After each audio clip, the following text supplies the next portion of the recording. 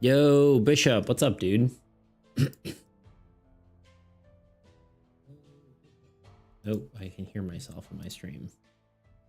There we go.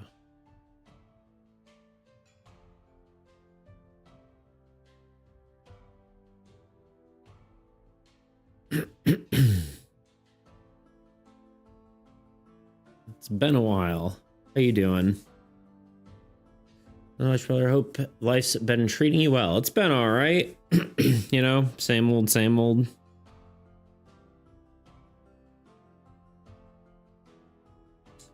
Ooh, I gotta make sure. All right, sorry. Ads incoming.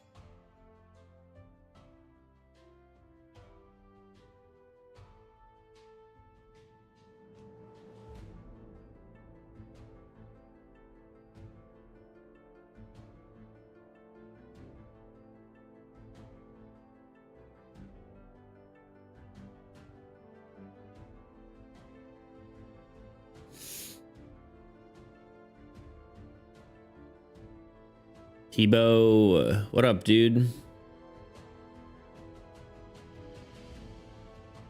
Music a little loud, maybe. Maybe it's good to be intense at the beginning. Loving the drawing table. Awesome, dude. I'm happy to hear that. I know it's a bit to get used to at first, but once you do, I like the disconnect between drawing on a surface and then looking at your screen up is weird, but honestly, I think it's better for like posture and stuff. So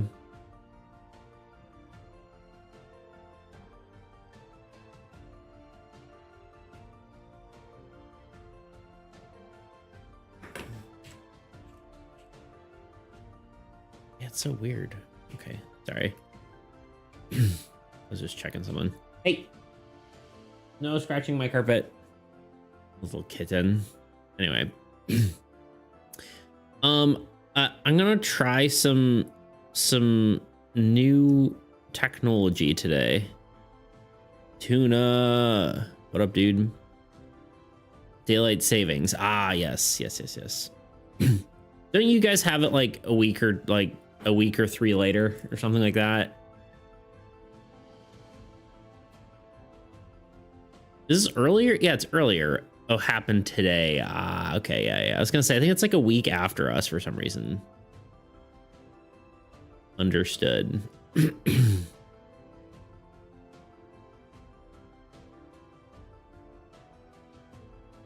right, ads are over. I'm just gonna DnD.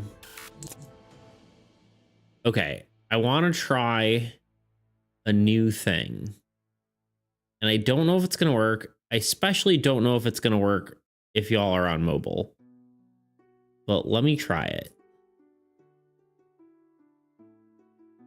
Okay, now in theory,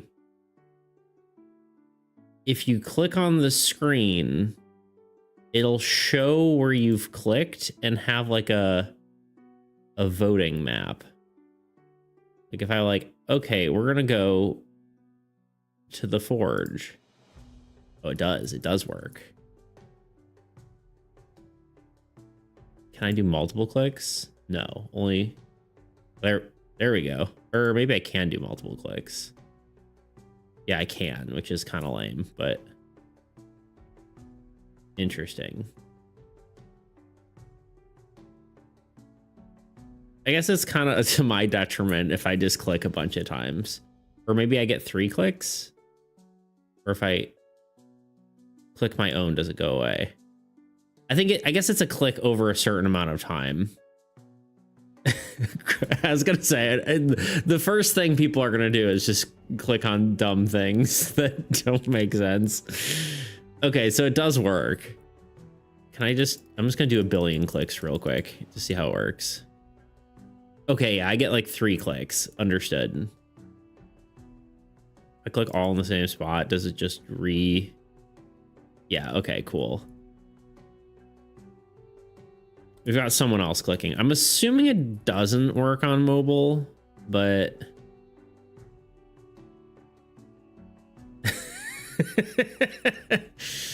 someone's having fun. I don't know. I don't know who's doing it, but yeah, in theory, we could do this for like, that's cool, but I don't think it's working on mobile. Yeah, okay, that's what I kind of figured.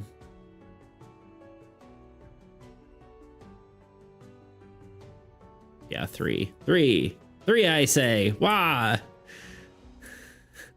Wah. So I don't know if this is really going to be particularly useful, but we could do it for like, where do you want to go? And then people can vote like, oh, I'm going to go to jail.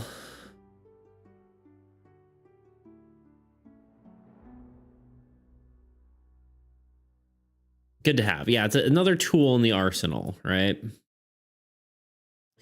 It would be cool if we did like at some point we just do the map and we just have it so like people like, maybe if we do a different sort of game, we can just be like, all right, where do you want to go on the map? And then people are like, oh, I want to go to Drake Farms, and then they click on here, you know, and they can like decide where they want to go in the, you know what I mean? It's like, I want to go to the spider cave. I keep clicking on my actual screen and not on the stream. I'm losing my mind. There we go. I want to go here. Kiba wants to go to the abandoned farm. So yeah, it's some people just want to go to your face. It's probably too. I'm just kidding. Anyway. Go ahead and turn on my stuff behind me. So yeah, that is the new tech. I wanted to see if it worked, which it does, which is fun.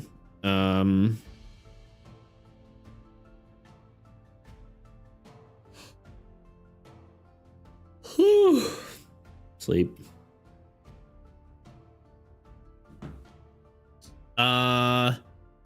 Last time we passed out after committing murder, for anyone who wasn't there. It's true.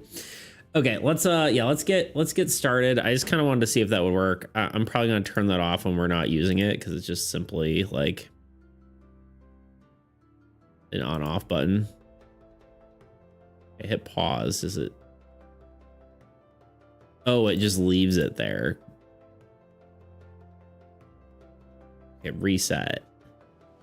And reset probably removes everything, right? Okay, cool. I know how it works now. Oh, I hope I'm awake enough for this. Ooh, ooh, ooh. That's my wake up noise.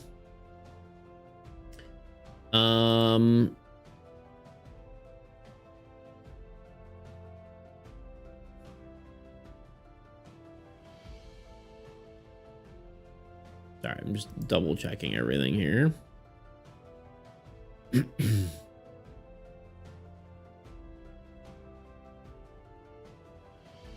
Okay. Does your drawing talent pen nib wear down? I think I may be pressing too hard.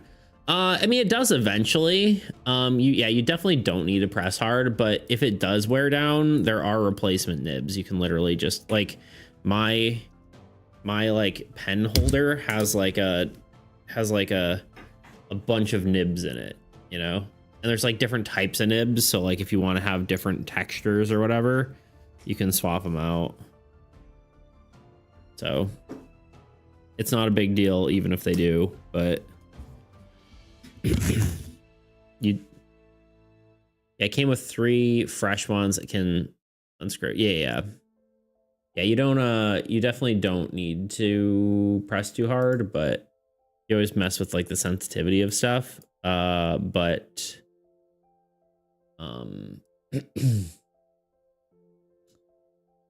yeah, I wouldn't worry too much about it. Before we start, okay, let's do it. That's fair. I'm assuming the thing you just posted in art chat. Yeah. You're struggling with lighting. I don't think you're struggling with lighting. How light? I think you're doing pretty good, Tebow.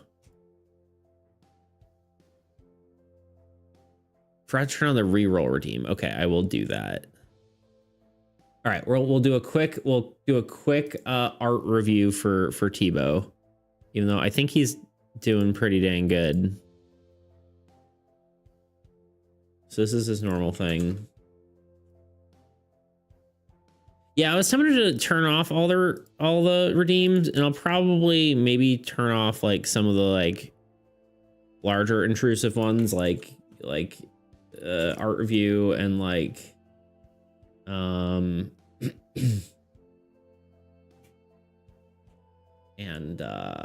what's it called, like a little guy doodle, but I think most of them are probably okay. I don't know, Tebow. I feel like the shadows may be incorrect, but I don't know.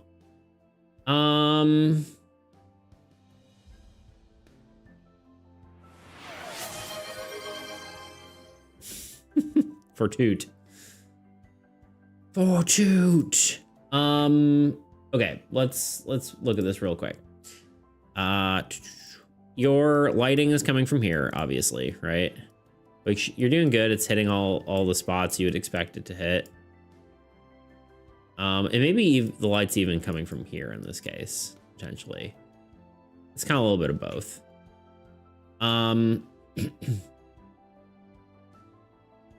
mean, yeah, I think your shadows are pretty good. This one here maybe doesn't make sense. And especially because your shadows are crossing over with your light, you probably really shouldn't have this right here. Like the little spots where the shadow and light are touching. That doesn't technically make sense, right?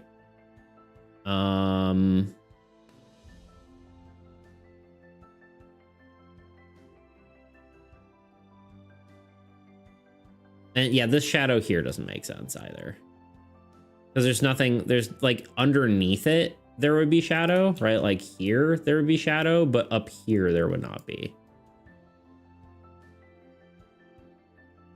Yeah, somewhere behind it, I guess, right? Yeah. You could have a little bit of shadow in the crease here. Like the crease of the thing. A lot of time it's nice to extend your line art, like with the shadow of the line art, you know? So you can go like this. So like you don't have a hard line art sort of look, but it still adds to like the shape of it. You could do that kind of thing. That's kind of, I always like doing that. Because like obviously doing a line all the way across with a thing doesn't look good, right? Like if you just do a line like this, it doesn't look good, but you can actually use the shadow of the line art to do that. But yeah, I think the biggest thing right now is you're intersecting light and shadow. Like your shadow and your light should not be touching. Like get rid of the light part on this one and just change it to dark. You know what I'm saying? Like obviously the shadow and the light can't they can't coexist on the same spot. So like here it should just be light. Here this probably shouldn't be shadow. You know what I mean? You also could maybe do like more of a circular sort of whatever, rather than like angled like that, maybe. I don't know. Like a transition between the two. And yeah, like right here. This shouldn't be. That should just be light. And then maybe like for transitioning between it, just get rid of some of the shadow that's touching it even. You know?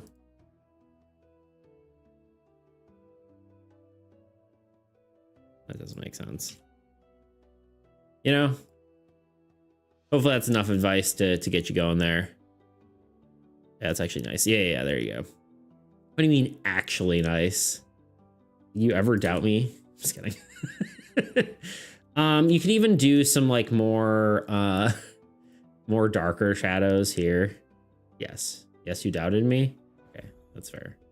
Like ambient occlusion sort of stuff there. Anyway, but savage. It's fair.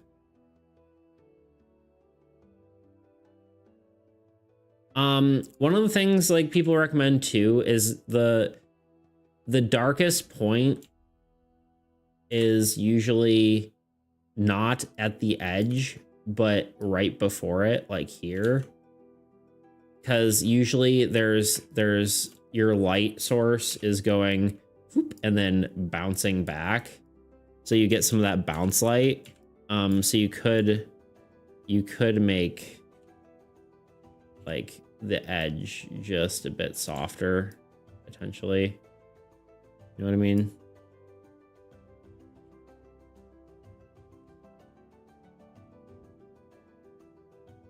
You could even do that bounce light in a different color, potentially, like a lighter blue or something, or a white, or I don't know. Anyway, I think that's enough. You get the point. I'm trying to do simple shadows, not soft ones. Yeah, that's fair. Fair enough. Okay. Hello, everyone. We are going to actually get started now.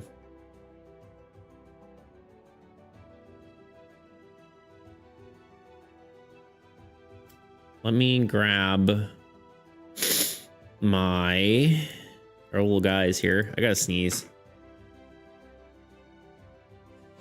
You know what I mean?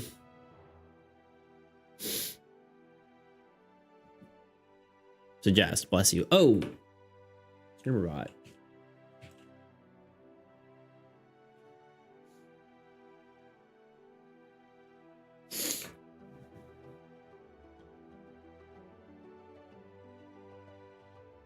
Is dice working? Exclamation point dice. Literally suggest isn't working because Streamerbot's perfect. Okay. No, a 6 out of 6. Nice.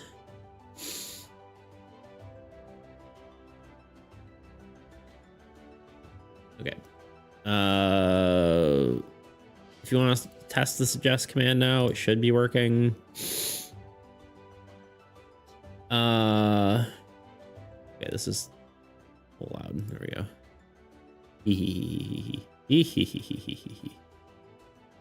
All right, we need our boy.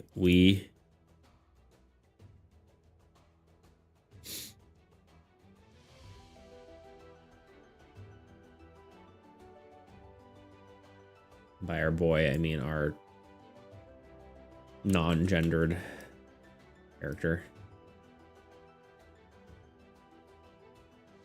Curse you, Hell Edition. True.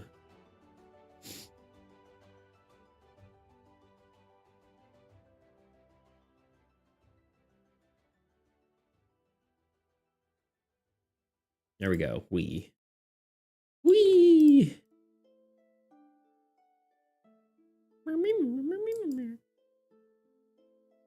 Okay. All right. This is the second time you've passed out and haven't actually voluntarily gone to bed. Do we have anyone just chilling who hasn't been here before? Not really. Sort of. Oh, I gotta pull up your character sheet too. Yeah, I'm starting to get excited about like reworking this our system here. Chat.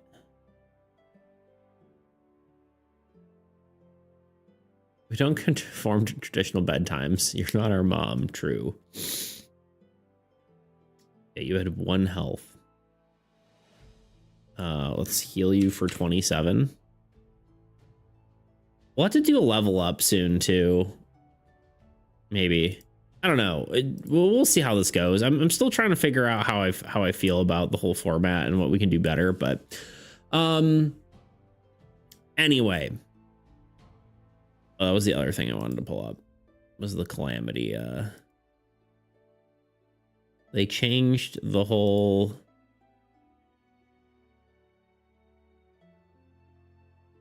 They changed all of D&D Beyond. Hold on.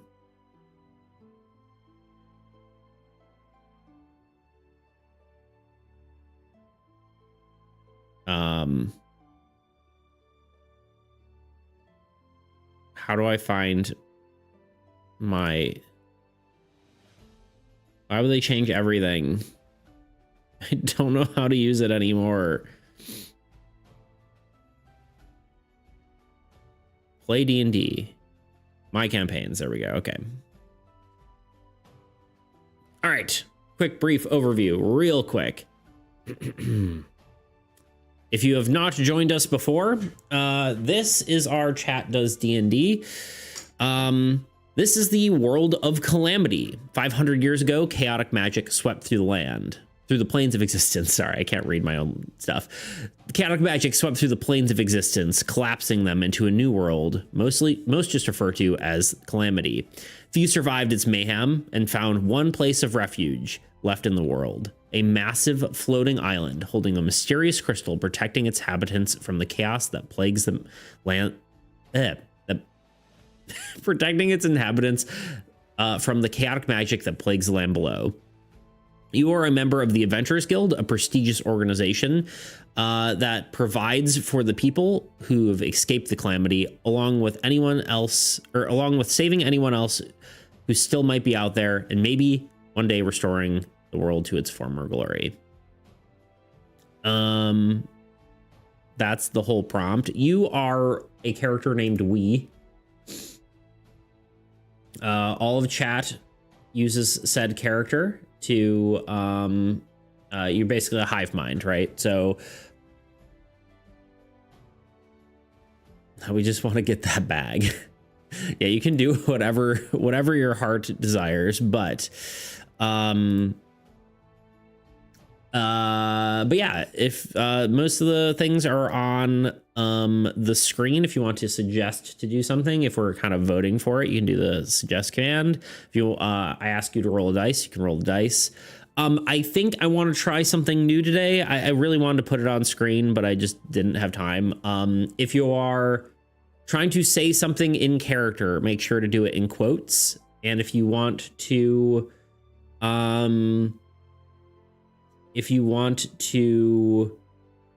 do an action, I guess, let's say, what do we think? Do we think like stars, like eat food like this? Is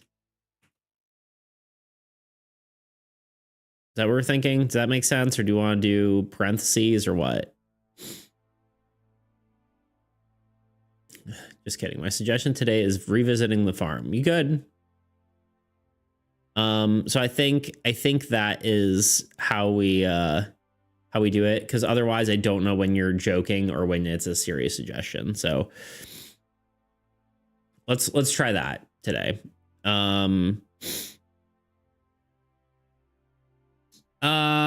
Where do you wake up? That's a great question. I'm trying to decide if you wake up in the infirmary or if you're waking up in the in your own room. Did they transport you? Let's find out. Let the dice decide. Actually, here, I'll just do it on No, these aren't for you. I know you love dice, but they're not for you. Do you love dice, kitten? Are you my kitten? Yeah, okay. Here, I'll do it. Let's do, can we do dice 2? 1, you wake up in the infirmary. 2, you wake up in your room. All right, you wake up in the infirmary. We let the dice decide. I feel like we should make you a little bit smaller. Yes, so previously,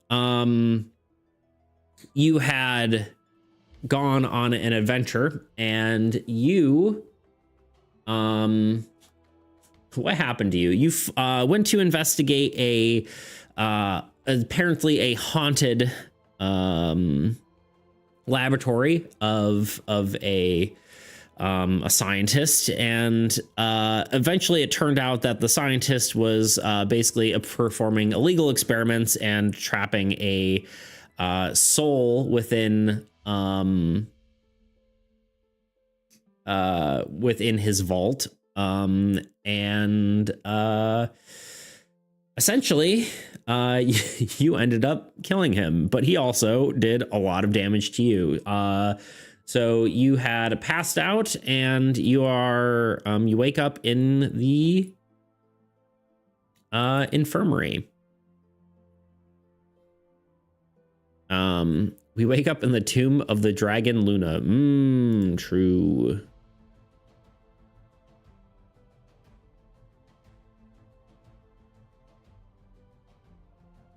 Okay.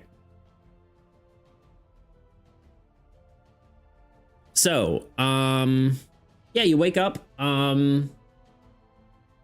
I guess what you see to start is you're hanging out in the, or you're laying in one of the infirmary beds, and around you, you see, you basically just see the guild healer, Izakaya. She is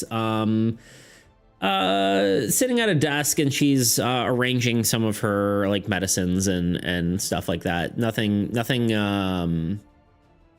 Nothing too crazy. You're just kind of laying there, and she is a demon. From what you can tell, you haven't really talked to her too much. You've had one conversation with her, but she's just, doing her work. She's going about her work. She's not really paying attention to you. So since we established we've had a traumatic past, I will wake up from an undisclosed nightmare and scream at the top of my lungs. Okay, sure. This poor boy. As you scream, Izakaya sort of jolts a little bit, and she looks over at you, and she goes, she sort of stands up and walks over to you. She goes, "Oh, sweetie, what's wrong?" As she sort of just takes your hand.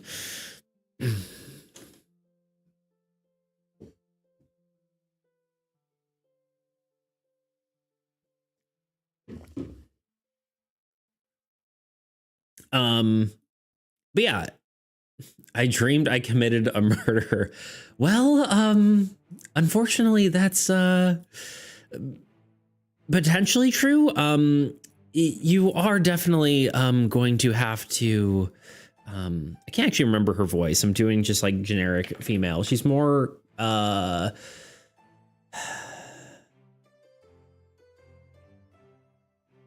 I'm trying to remember how I did her voice.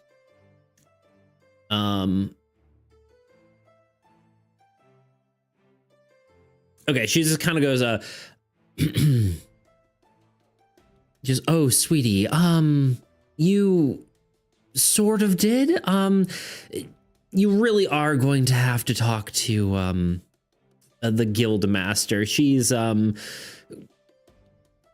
I wouldn't say furious, because she doesn't really get horribly angry, but she definitely wanted to see you after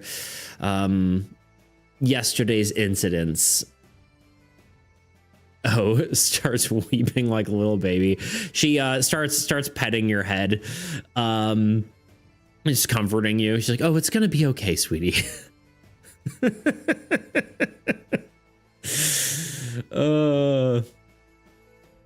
Poor wee.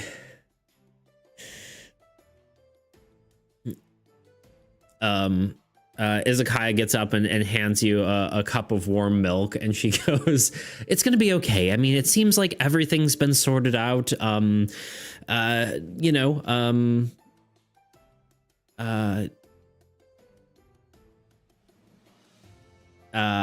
I forgot their names for a second. Luana and Cyrus have dealt with most of it. They've figured most of it out, but you're definitely going to have to talk to Wisteria before you go out on any missions today.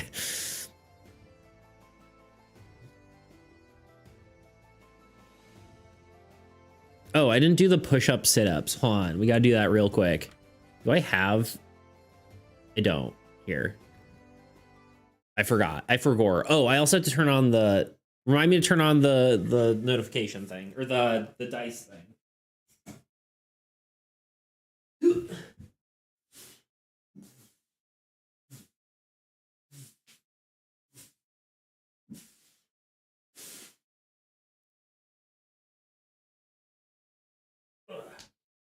Okay.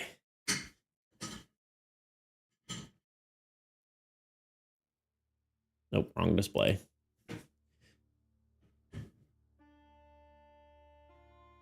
Will you go with me, Mom? I mean...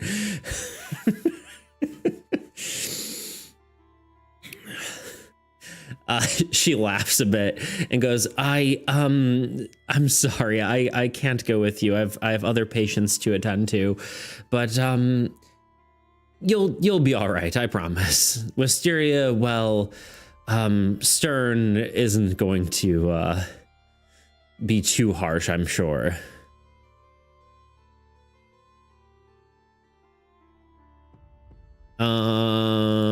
Channel points.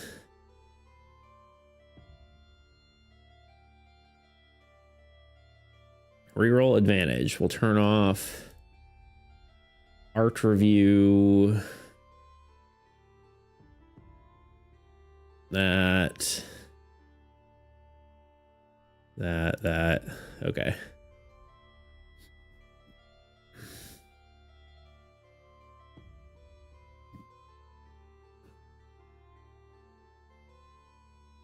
Okay, I guess she got her gear, clothes gear, get going. Yeah, she hands you all your stuff. You get together. And she goes, just don't overdo it. You took a lot of injuries, so make sure your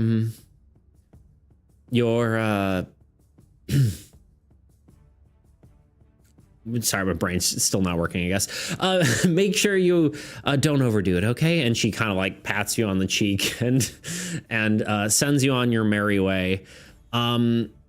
Yes, she did say you need to go talk to the guild master before you leave today.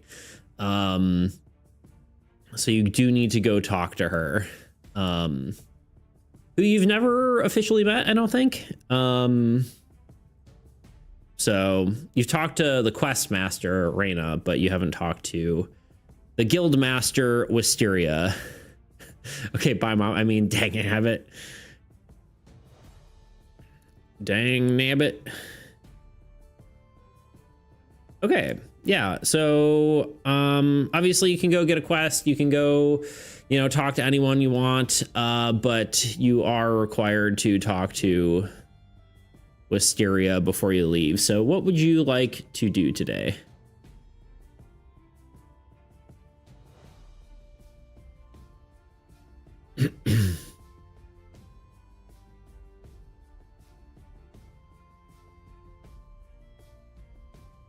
Let's rip off the band-aid and go talk to her. Okay. Why not? Okay, so you head your way toward Wisteria's office. It's an interesting sort of sight. There is a giant tree you've always noticed in the in the guild hall, straight across from the crystal. It is unsurprisingly a wisteria tree. Basically, it is a large tree, and there's beautiful sort of hanging pinkish purple flowers just sort of hanging down in a almost like drapes, right? They're just coming down off this tree. And then there is 2 staircases that kind of go up around the tree, and there's a sort of balcony looking down, and then behind the tree is a small office. So yeah, you head up those stairs to the office, and you walk inside, and as you do, you see a woman at her desk, and she actually has hair that sort of resembles the tree itself, and her skin is made of wood and bark, and she has a dress basically made out of flowers. And you notice that this woman is a dryad, and she looks up at you and she goes, sorry, I didn't do the voice. I'll bark and no bite. Something like that. She looks up and she goes, I'm glad you came. As you could imagine, as a dryad, I don't really love paperwork, so I would love to know why I'm drowning in it. She points to her desk where there's just a bunch of paperwork on her desk. Oui, no, that's your name. I can't do a French accent, unfortunately. Otherwise, that would be pretty good.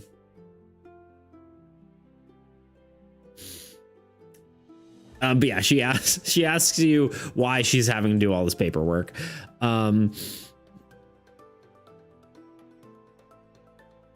Tibo, what do we say to this gal?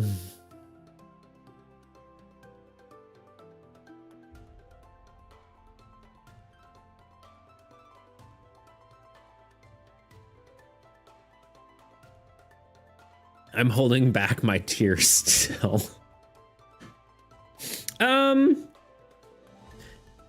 Give me a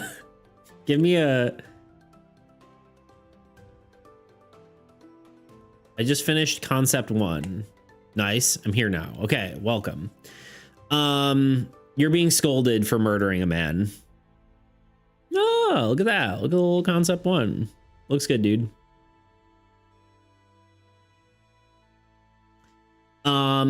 Give me Tuna, give me a constitution roll. It wasn't me. Well, unfortunately you're a hive mind character, and you did. It wasn't me. It didn't do nothing. Oh, they already know. So give me a constitution roll. Give me a exclamation point dice 20. See if you can hold back your tears.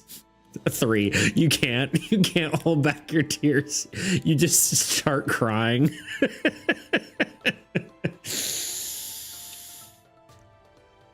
And that was the only good hit we landed in the whole campaign, by the way. Is that true? I guess so. It's probably the only like true damaging one. You shoot him? You shot him, didn't you? You shot him right in the right dead. Anyway, you did. I sit down with my head on my knees. There you go. She sort of sees you kind of just like sit down and just put your head like sort of a fetal position and start crying. And she just sighs. So it's a shot in the head. She sighs like, well, I can see you're feeling guilty about it, so I'm not going to press you too much, but you understand that, well, killing is something that is not completely uncommon. It does happen. It's not unheard of in our guild. Isn't something to be taken lightly. We start sucking our thumb. Okay, that's a little much.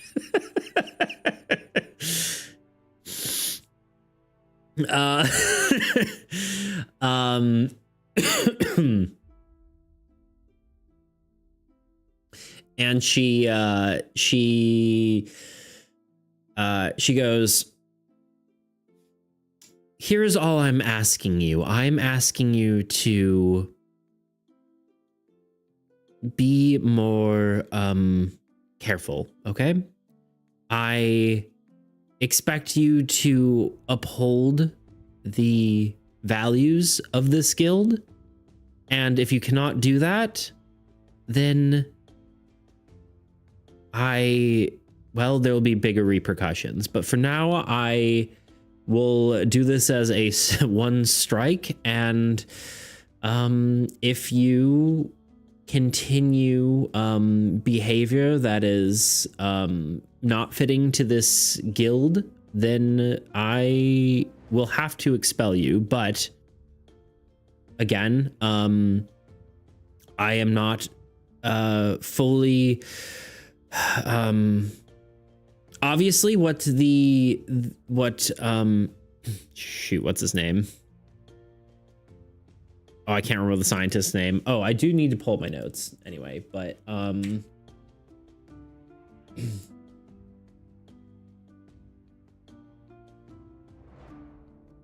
ugh, on. That is it, isn't it? There we go. Oh, Tavern, yeah. Obviously what Tavern was doing was highly illegal, and what from what Luana and Cyrus described, they said it was in self-defense. However, let's try to not get ourselves in that kind of situation to begin with, okay? My face driven with tears and snot, I ask her, while stuttering, can we revive him? Is he really gone? She goes, yes, he's really gone. Unfortunately, that is not a resource we have as available these days, you know, since the calamity. But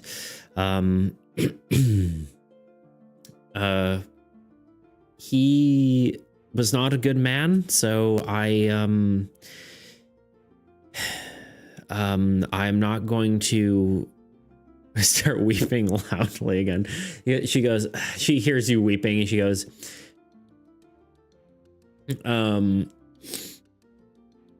sorry, it's just it was not the reaction I was expecting. DDP, hello, welcome on in. We are doing some chat does DnD. We are currently, we're laughing at our suffering. I am. We are currently playing, and y'all are getting scolded for murdering a man. A man is dead. Yeah, he was bad anyway. She gets up from her desk, and she sort of squats next to you, and she goes, look, what you did was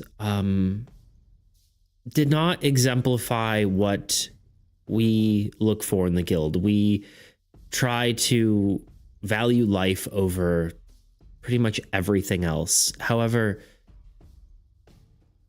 the man that you killed, one, you were defending yourself, and two, they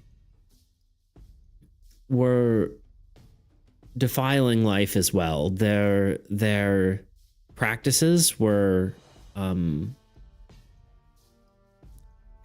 she sort of looks and struggles to kind of find the exact word, and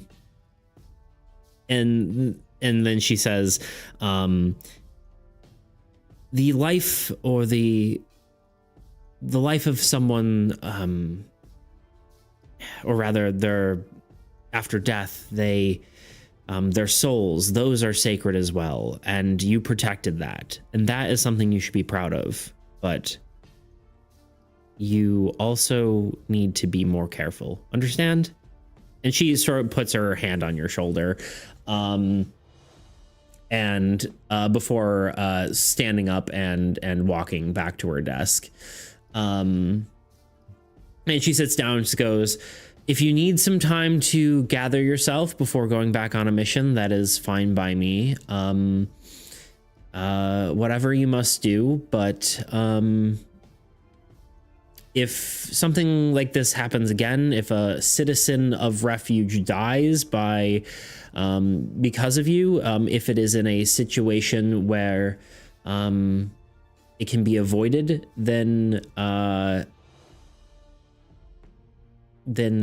you may feel some repercussions to that. However, this isn't to say you shouldn't be defending yourself, but again, be more careful.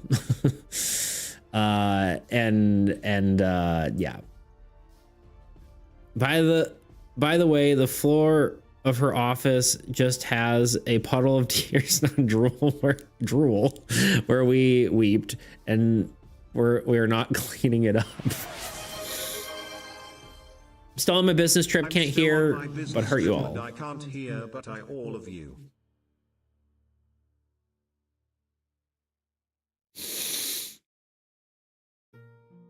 Anyway.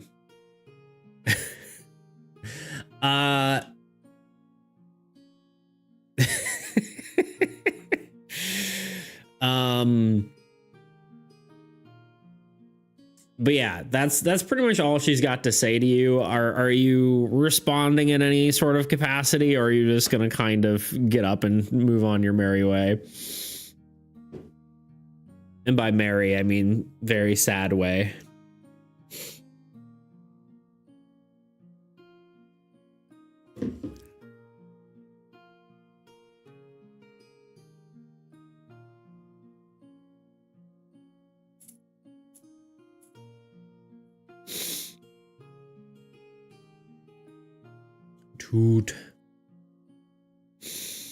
Toot, we miss you. I know you can't hear me, but wipe my face. All the liquids, discard them on the floor, compose myself. I have something I need to, or I have somewhere I need to go. Bye. I scatter quickly. Quickly scutter off. Sorry, out. My brain cannot read, apparently. It's one of those days. She kind of shakes her head and goes back to her paperwork. You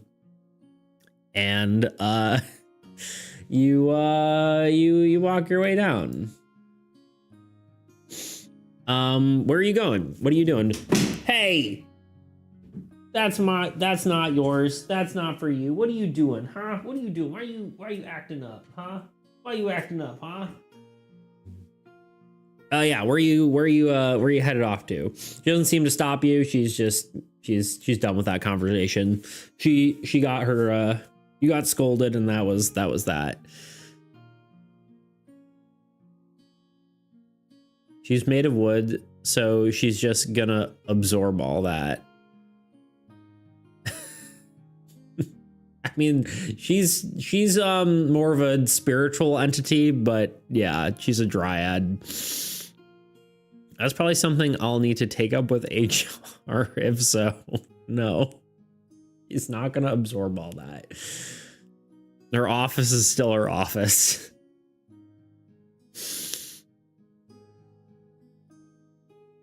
I'm sure she'll have a janitor clean up your mess.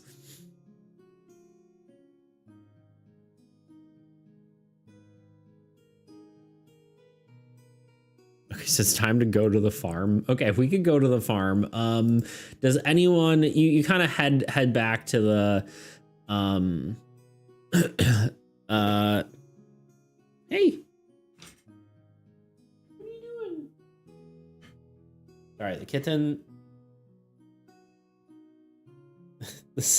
But sadly, depressing music is playing while we walk. It is. It's good for the tone. Okay. Yeah, I mean, we could just go to the farm and just hang out. I don't have anything planned for you there. There's no missions, but you can go there if you want to. I will let that be up to a vote if anyone else is here and would like to do something else, but hold on, let me clear the suggestion thing. Suggest that as a suggestion, my friend.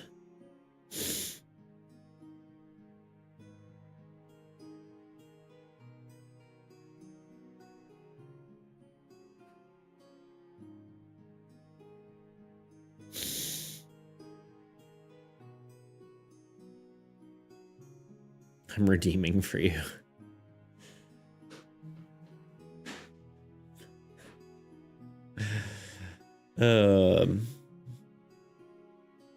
Return to farm. Whose farm is this again? That's where am I even moving? That is Crumb's farm. Crumb.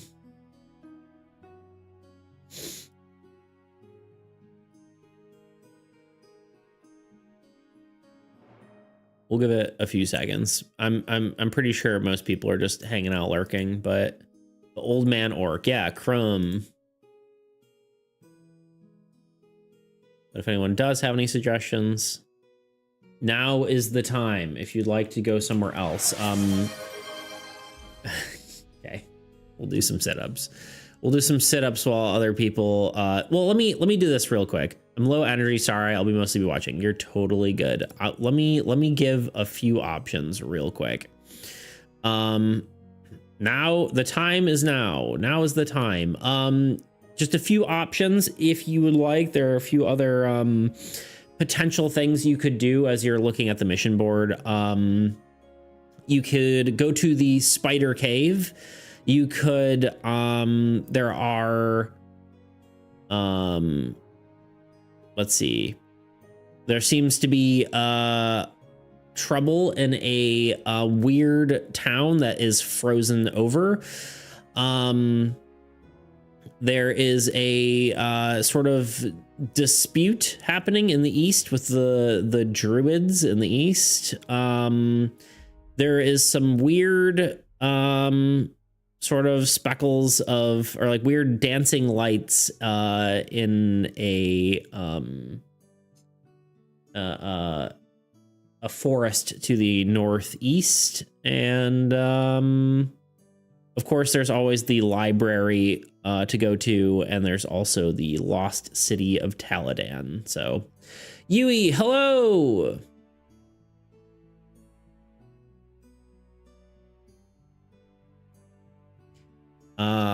Just redeeming, or just a reminder, I have to do these two when I redeem them. Okay, nice. It's horrible. I'm proud of you. Yui, hello, hello. How is everyone? We're doing good. We're playing, obviously chat does DnD. You just got scolded for murdering a man, and now you are either selecting a mission or selecting what you want to do. We're depressed. We committed murder. Shot a man straight between the eyes. Slightly? What did I say, slightly? I lost my context window. Sorry, Tebow.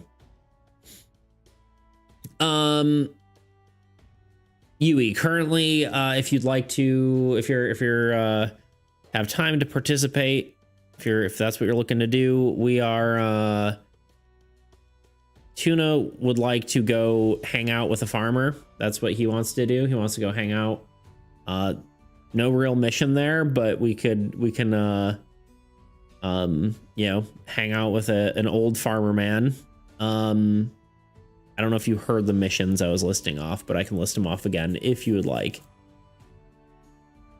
I said slightly because Tuna asked if he was doing good. Oh, true. Oh, is the farmer with the cowboy? The cowboy is not with the farmer. The cowboy was there when you originally did that. That is that farmer. But the cowboy is an adventurer. The farmer's just a guy. He's an orc farmer who is an old man. Probably too old to be farming.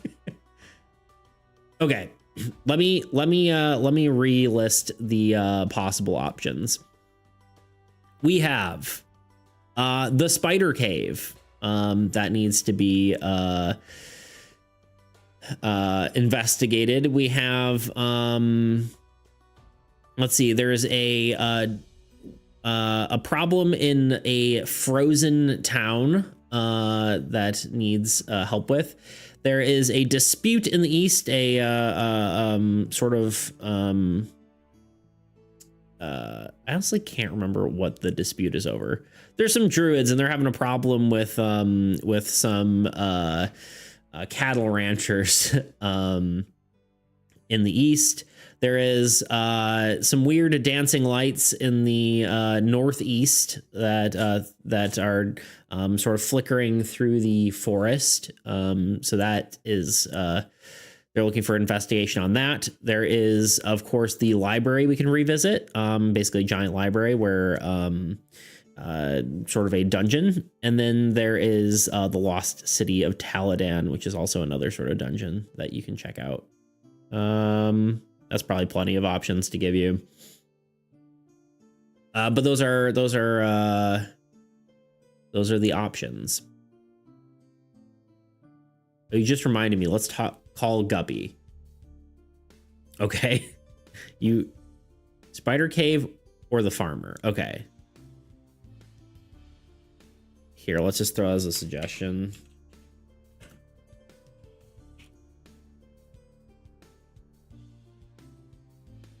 I can't.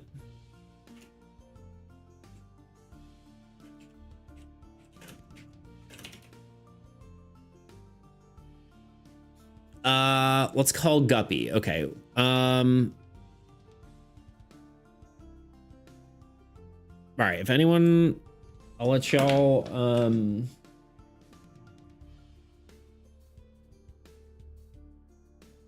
think about that for half a second. You pull out your Guppy communicator and you click it on, and I guess it's just a stone or something, a stone of far speech, whatever. You activate it, and Guppy goes, hello? What's going on? And while you respond, I'm gonna do my sit-ups. Sit-ups.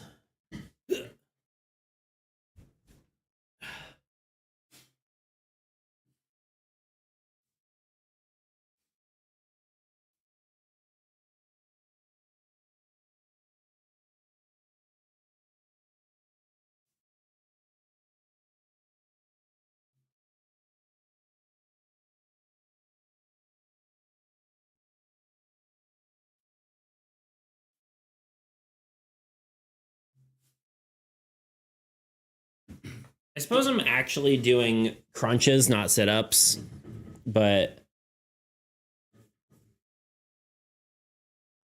that's cheating and put stuffing on top of your feet. True. I don't got nothing. Yeah, it's more like crunches than sit-ups.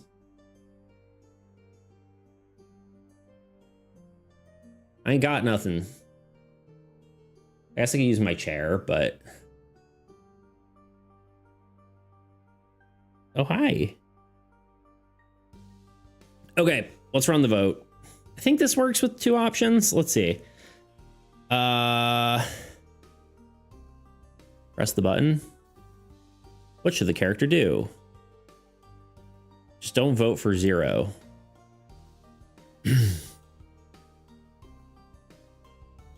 The poll is up.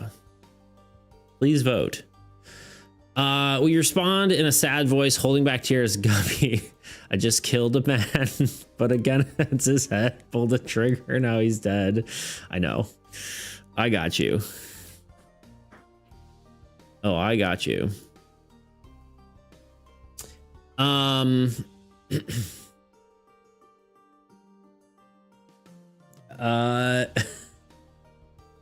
Guppy, I just killed a man.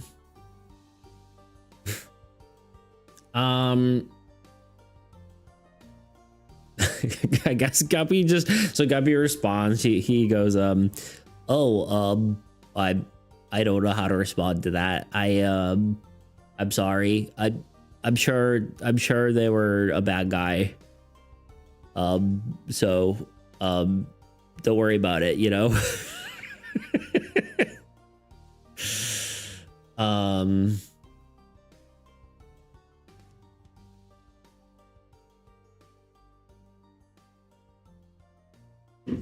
That's his response. All right, we're going to the farm. Is that what that said?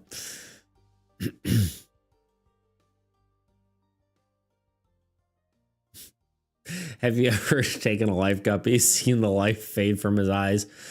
I don't know if I could answer that. You know, I've seen things for sure. You know, I'm a powerful wizard, so you know, you don't make an omelet without breaking a few eggs. You know what I mean? So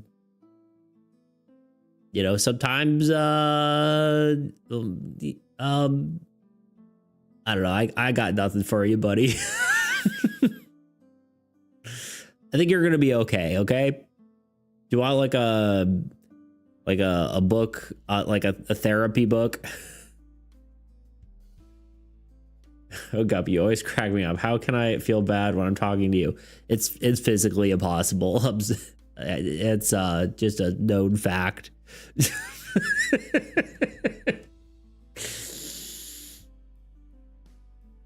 Hey.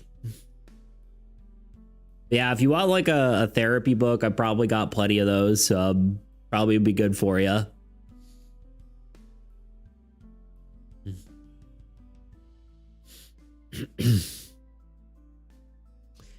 Okay, so it sounds like we're going to the farm to just hang out. We'll scallywag. See you later. I'll pick up that book later on. Bring you a snack. Okay, thanks. Bye. Love you. Bye. And then you hang up.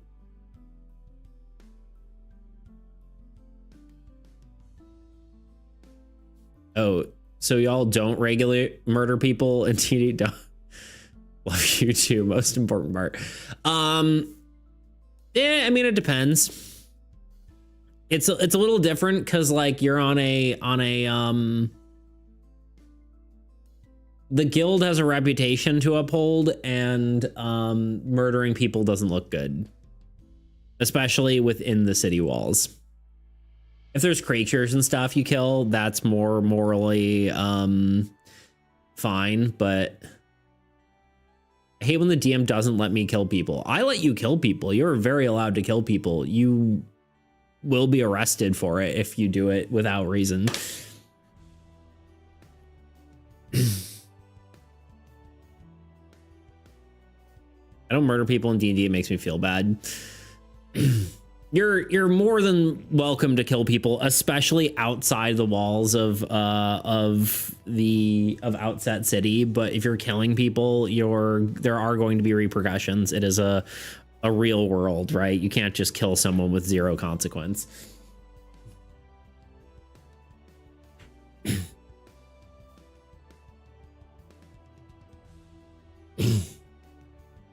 That is how it works here.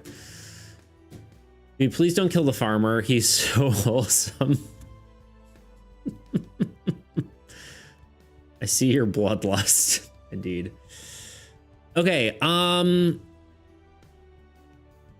ads are about to run in a minute. Here's a question for you. Are you taking you getting this as like an official request where you're going to get a piece of the order stone put into your bracer to protect you from the calamity? Technically, you're not actually venturing outside the calamity. You're technically just on the outskirts of it, or like just on the edge of the zone of order's protection. So technically, you don't need a crystal. The crystal will send you back to back home, but you don't technically need one. But the question is whether you're sort of filing this as a request. We're basically taking it off, so no formalities. I think that makes sense. Sounds good. Okay. Makes sense to me.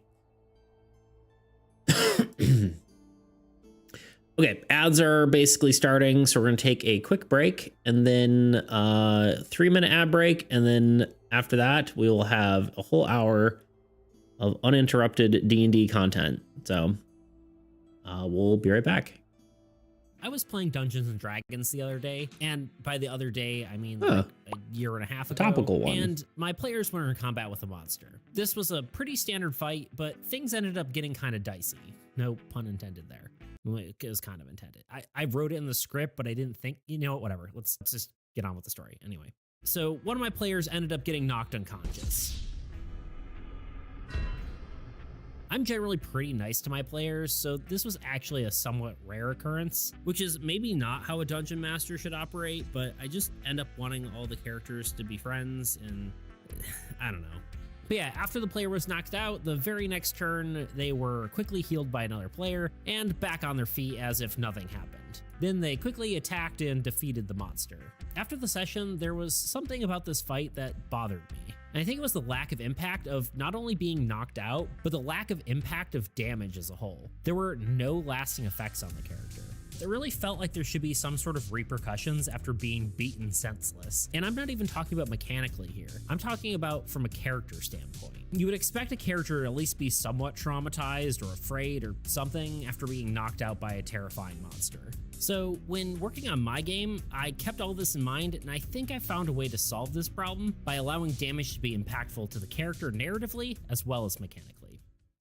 Hi, I'm Nathan, and this is my tabletop RPG deck builder called Soul. Today we're going to be talking about my new equipment system, items, and how that relates to health.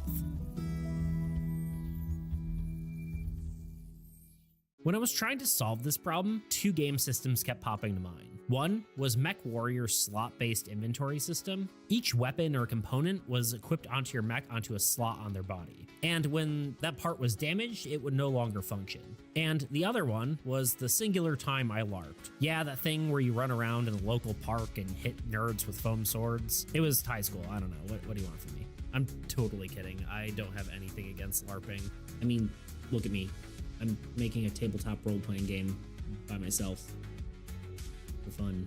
Anyway, but yeah, the specific LARP I went to used a limb-based system for health. If you get hit in the arm, you can't use it anymore, and if you get hit in that limb again, you're dead, essentially. So really the same concept as Mech Warrior, just simplified. So with that in mind, I decided to make a slot-based inventory system with health as well.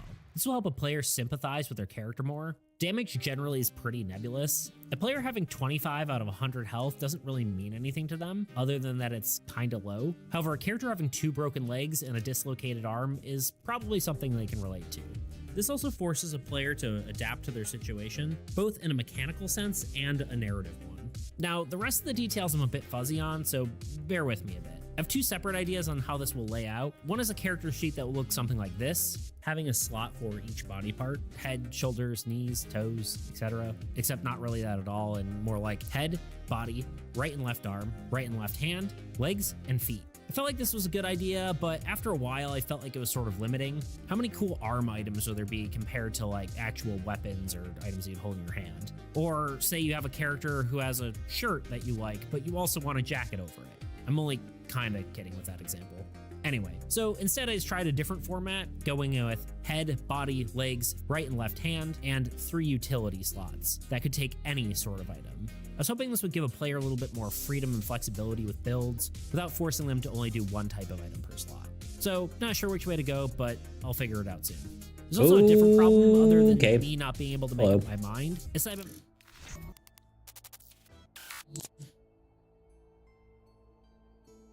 Hell and well met, friends.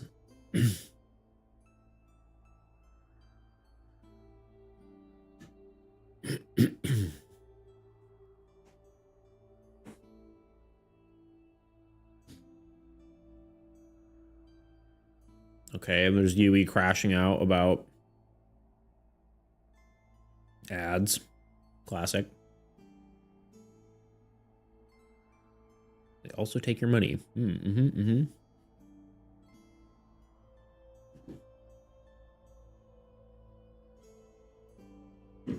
Okay, because this is just gonna be kind of a chill thing. Let's let's take this nice and slow. Are you doing anything before you leave? So basically your path you're going to be taking, you are currently on Refuge. You're in the Adventurers Guild on top side. Basically you're gonna have to head down. Usually you do that through the center of the Adventurers Guild. If you're an adventurer, you basically fly your way down, or just drop down, kind of feather fall your way down. And then you're basically gonna go from the town square and work your way north. How are you planning on doing that? And what are you planning on doing on your way over? Or are you just gonna beeline it directly to Crumb's farm? Oh, sorry, I was looking at Drake's farm. You're at Crumb's. You're going to Crumb's farm.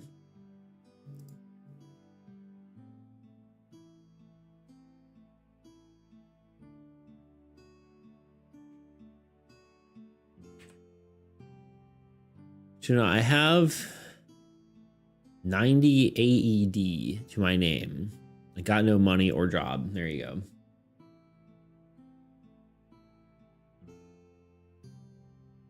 Yeah, you're heading here. Shoo-poo-poo-poo.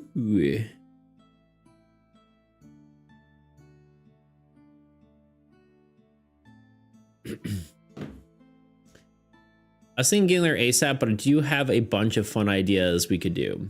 Up to you. I mean, we could, you can beeline it.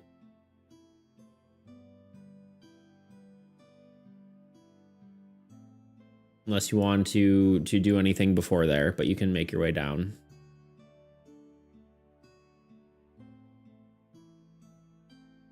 Whee!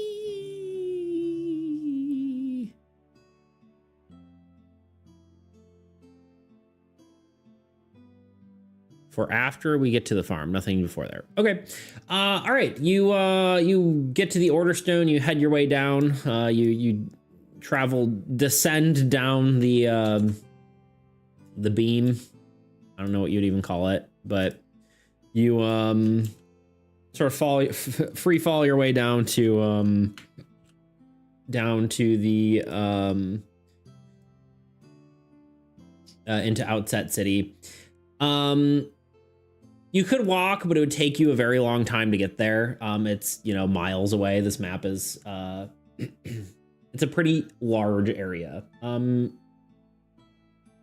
guess you could walk if you really wanted to, but you could secure transportation. It is free for adventurers. So if you'd like, you could either go, you could take a long walk, or you could go to Brylam's caravanning service or the transportage. Whatever you prefer.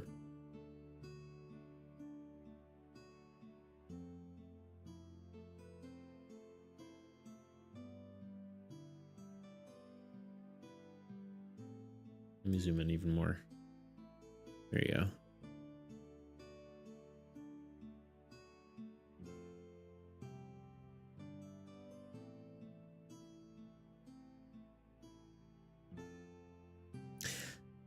We're just depressed still, so instead of deceiving transportation service like I did before, I'll just tell them I need a ride for personal purposes. I mean, it's free anyway, so you don't even need to deceive them. Who are you going with? You going with Brylam, or are you going with the fancy snooty one?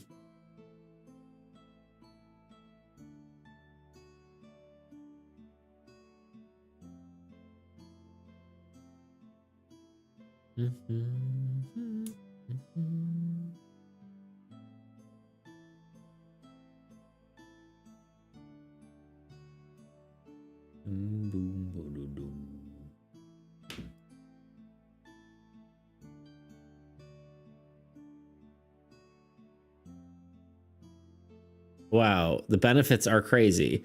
Brylam, though, we don't care enough to take advantage. There you go. Okay, so you had to... You head to Brylum, Brylum's caravanning service. You walk in the door and you see Brylum there. I can't wait. What is Brylum? Who are you, Brylum?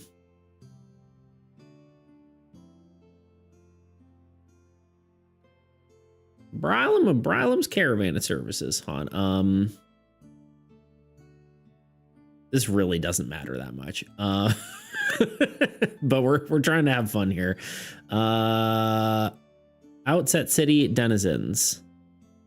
Brylum. He's a half orc as well. Interesting. Okay. You walk into his sort of his shop, not a shop, but his sort of center where he sends out caravans, and you walk in. He goes, "Hey y'all, my name's Brylum. Welcome on in. Welcome to Brylum's caravan services. How can I help you?"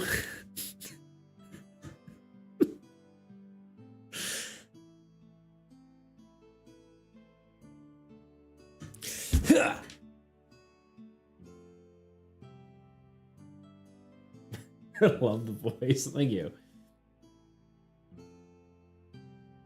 So does the kitten.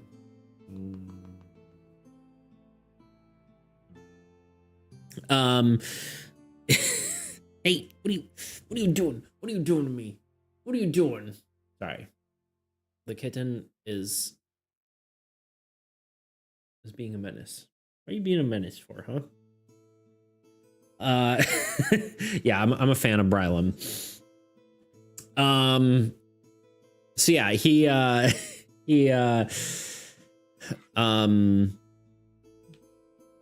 shows you a few options for caravanning. Usually I'd match your wacky fun energy, Brylum, but today is not the day. So take me to Crumb's farm. All right, yo, that's all right. Yeah, I can take you to Crumb's farm, no problem. He's you know, we constantly you know, send off his you know, his crops from place to place. So no problem, buddy. I got you. And he pats you on the back, like just like a hearty smack on the back, and goes, "There's a caravan right here. I'll take you myself. All right, let's go, buddy." And then you ride off. He talks your ear off the whole time, regardless of you being sad, and and drops you off at Crumb's farm.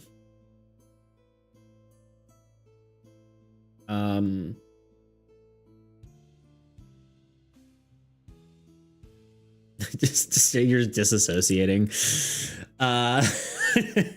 And he goes, "All right, man, you can I don't know, send a pigeon or something if you need a pickup. All right, have a good one. All right." And he leaves. Damn, Tuna could never kill someone IRL. Probably not. I don't think most people could. I mean, they could, but I feel like it would ruin most people. It's called dissociative identity disorder for a reason. True. Yeah, I was gonna say, I feel like a shapeshifter would have a very, like, would fall into that disorder very easily. Just like, oh, well, I have a perfect way to not be myself. Goodbye. I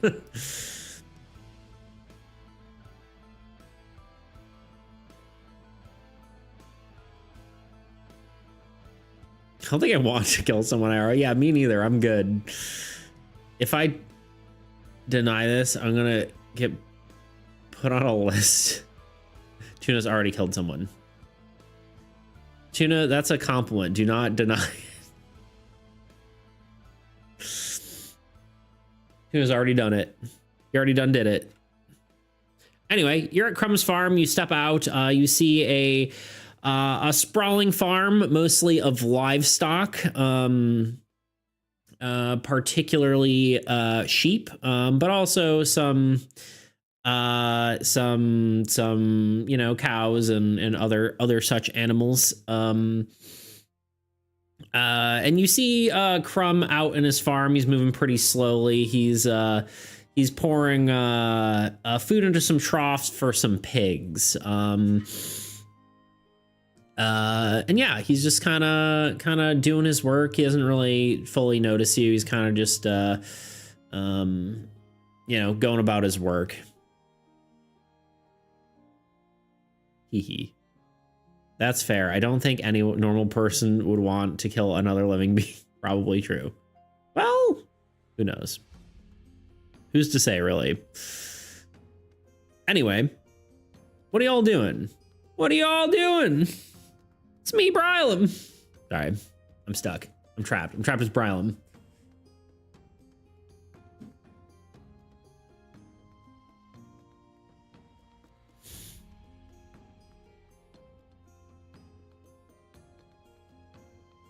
Oh, what?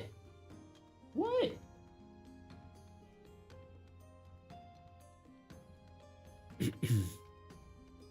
Do.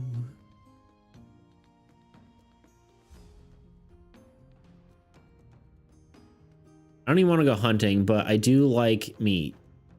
I do like meat, just don't need to explain how it works, etc. Fair. Yeah, yeah. I approached him slowly. Hi, sir. I've been through some stuff recently. Remembered how peaceful it was. So I was thinking I could help out if you don't mind. How did he sound again? He sounds like an old man, right? Oh, hey, Sonny. I'm assuming he's an old man. Was that how he sounded? Is he old man? Maybe a little bit of is that too old, or was he more southern? On death's door with his voice. Okay, yeah. Okay, good. We'll maybe get out a little southern twang in there too. Oh, hey, Sonny. Well, yeah. I mean, I can always use the help. I appreciate you saying that. And coming out. I know you know, this life ain't for everyone, but you know, it's good to hear someone who appreciates this kind of work, you know. He pats you on the shoulder and goes, well, if you wouldn't mind, you can if you won't mind herding some of them sheep over yonder, getting them back into the barn, that would be much appreciated. How do we subtly ask him how to use the money ask him how he used the money we left? That's a great question. You tell me.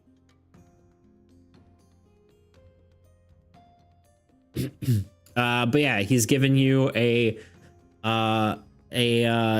mini quest to herd the sheep. I really need, this is where like having maps for this kind of thing would be good, but I don't even know like how I would do that. Kind of an awkward topic to bring up to an old man, and he's not mentioning it. Well, yeah.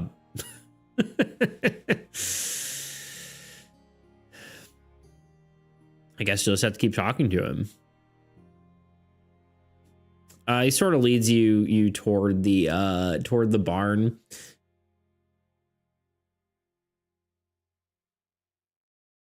I guess we're shape-shifting into a dog and herding sheep. That's great. Just running around barking. So I'm kind of like wondering if we do some mechanical stuff here. Hold on, can we can do this. New. We need a space. And we need this. And we need we.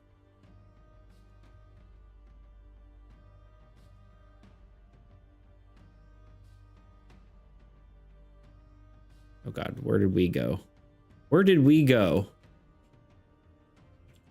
All right, we is here. We've got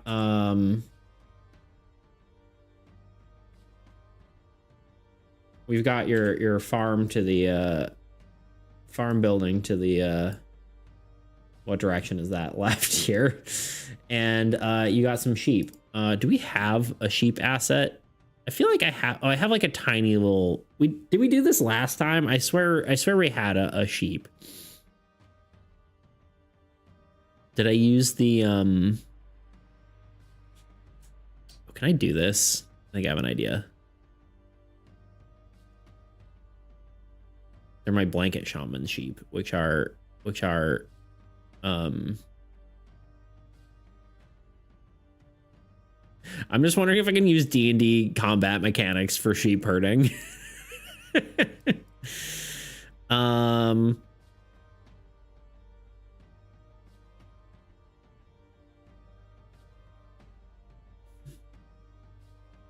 I've killed so many bugs. My people.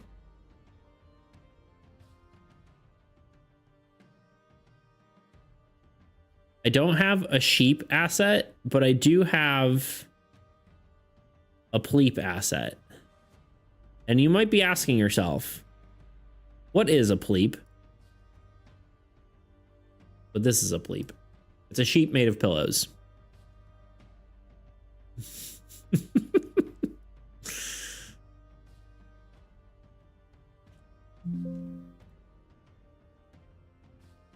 I will confirm that these in fiction are supposed to actually be sheep in this I want to eat it. It's fair.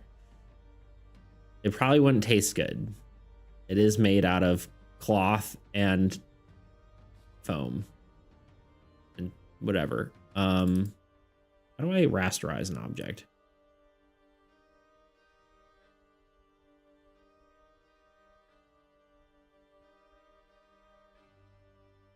Why can I never figure this out? Rasterize layer.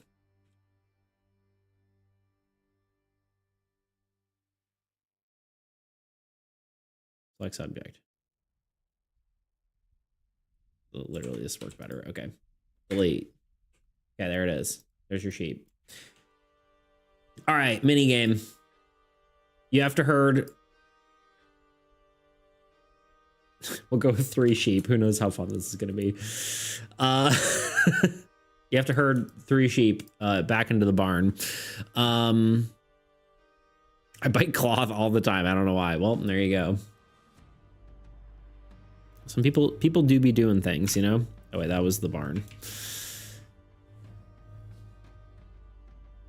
Or a big fluffy dog, by the way, of course. I don't have a fluffy dog asset. But we're going to just pretend that you are. We're going to use the theater of the mind. All right. You've got a sheep above you. You got a sheep in front of you. And you got a sheep below you. Which sheep are you working on first?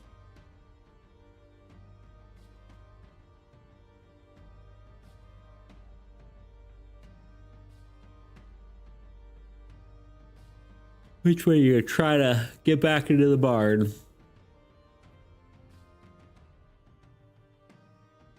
I don't know if this is worth multiple rolls, but we're gonna try it anyway. Our imagination. This song is just way too monotonous. I can't handle it. It's like wah, wah, wah, wah, wah, wah, wah, wah, wah. Top sheep first. All right. Give me a animal handling check. Which is, might I say, not good for you. It is a -2. You have very low wisdom. You are not wise. Oof. Okay. Yikes. All right, you go run around this one, and It move. Oh, hold on. It moves this way a bit. Good thing I have a backup plan. Okay, let's hear it.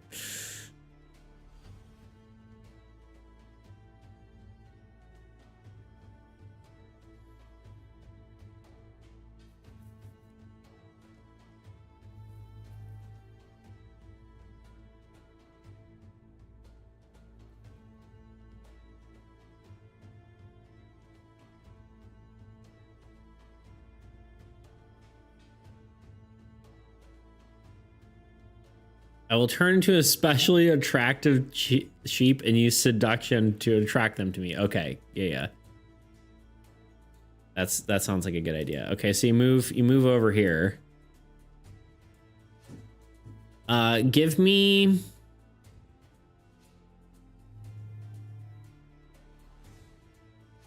I don't know how I had to pull this one out so early. He just rolled a 20, which is a charisma check, I'm sure. You know, I was gonna say maybe we do 2 rolls. One, like the first roll, figuring out what an attractive sheep looks like trying to figure out what that would be. But if that's the first roll, we know your second roll for persuasion is just gonna be it was just an ace up my sleeve. If you rolled that the first time, it would have been all right, here's what we're gonna do. We're gonna say that first roll was trying to figure out what an attractive sheep looks like, which you nailed it. And all of them are kind of sort of walking that way. Give me a persuasion check. Is that what you're doing? Or are you doing like a performance or something? How are you enticing them now that you have their attention? This is so dumb. Classic D&D. God, what show was it that I was watching? And I was like, oh, it was the freaking vending machine anime. The like I was reincarnated as a vending machine. There's a scene where it's just like, this is the stupid D&D party. This is what they've decided to do. This is literally it.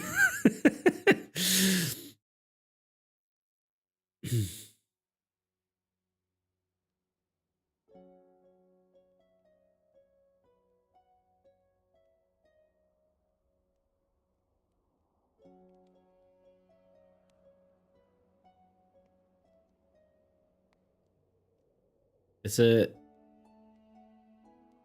this sheep attractive to even non-sheep? I don't know. What are you trying to attract?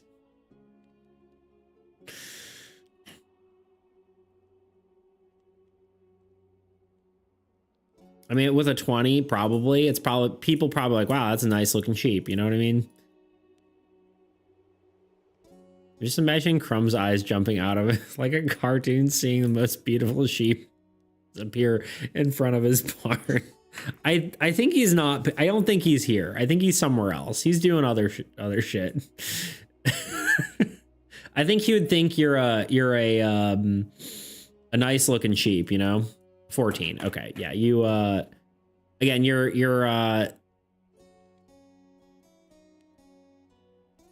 his heart would give out if he saw. All right, that's a persuasion. So you've with, you know, your insane plus, wait, not, what's your persuasion? Your persuasion is actually a lot less than your deception, but it's still an 18. So you all the sheep you kind of back into the barn, and then they all go into the barn. You've solved my sheep puzzle. The end. All right, now what are you doing? You gain 3 billion XP. I think he'd be like, that's a mighty fine sheep, is what he would say. Except it was, oh, that's a mighty fine sheep right there, I'll tell you what. You know what I mean? That's what he would say.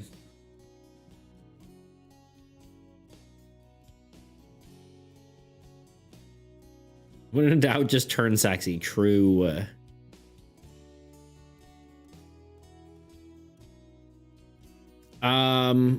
Okay. You did it. Now what are you doing, Tuna?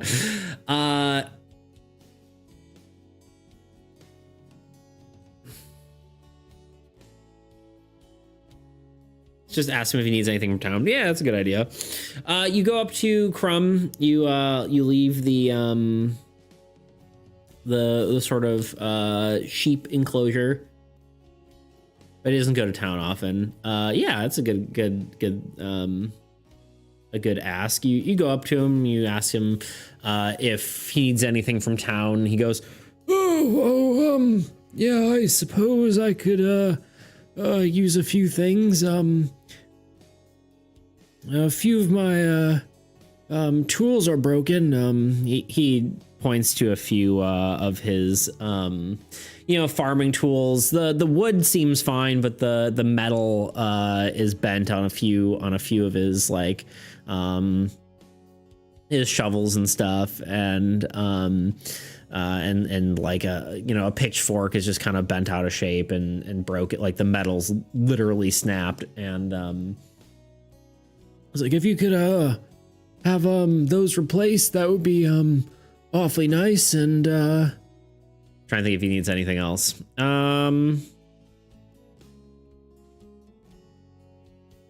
Yeah, I think like most other stuff, he'd probably be pretty self-sufficient in. So yeah, I think he needs you some tools, and then maybe some like replacement parts for some of his like farming equipment, mostly metal oriented stuff, because most wood he can either just figure out himself, and yeah, and like seeds obviously he's got, so write it down on paper. And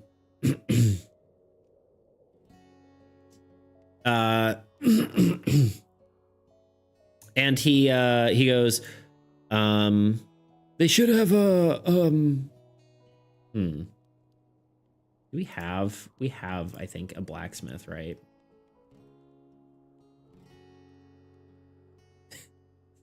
What? Sorry, I forgot the name of the blacksmith is Boromir's Hot Clangs.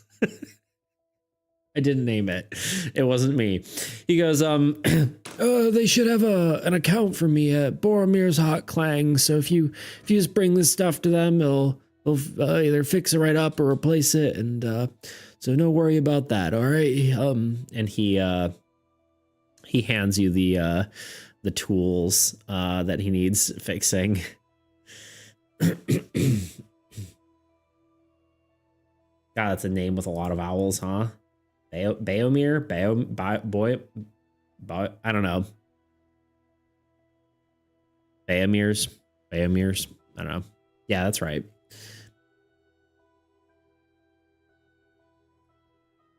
Daddy can, but let's ask if he wants to come with us. Okay, let's let's just do it as a... I'm trying to decide. Because, like, realistically, there's not really a reason he can't besides working. Let's see. No, he is too busy. Let's ask him if he likes to read. Why do I have the feeling he's not literate?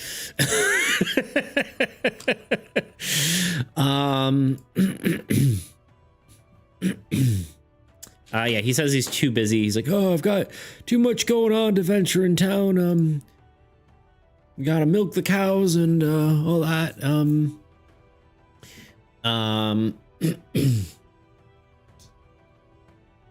Don't have a stat block for him.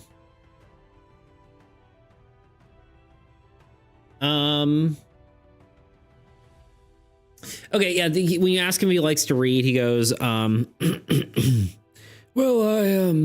I'm not one of them learned types, but I suppose every now and then I'll pick up a book. Nothing too crazy, but as long as it's doesn't have any of them them learned words. I can read it. So you take it he's just not super literate, but as long as the book isn't too complex, he can read it. The Transportage. So basically children's book, yeah, more or less. Or like, you know, medium level reading, like, you know,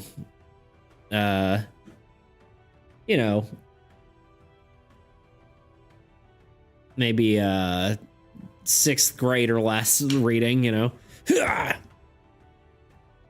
Middle school reading. We're off to the shop. Look at this kitten. Have you seen this kitten?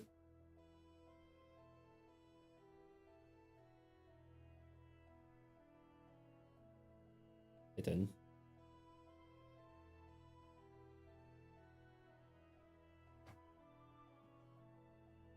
Hopefully run into some familiar characters. You could. You might. All right. Somehow you secure transportation. Maybe you borrow one of his horses to head back to town for now. Beats, how are you doing that? I didn't know you were worthy. What, picking up the kitten? What's this kitten? Oh, kitten.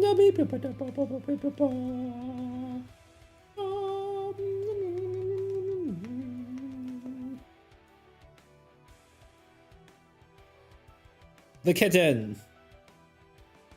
You're such a good sport. You're a good sport, kitten. Okay, you all right, yeah, sure. You make your way back toward town. You borrow a horse. Only can lift up the worthy can lift up the lunar. True.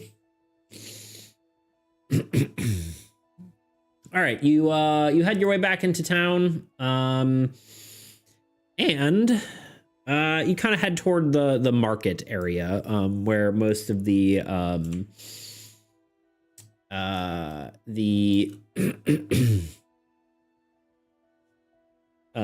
you know, things to buy and sell are. You know what? You're right. Time for a random encounter. Give me.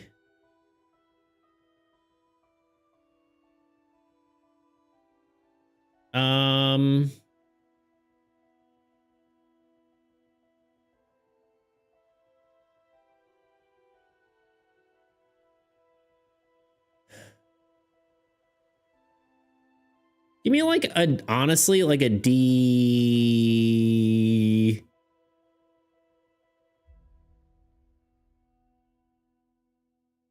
This is a great question. I don't actually know what kind of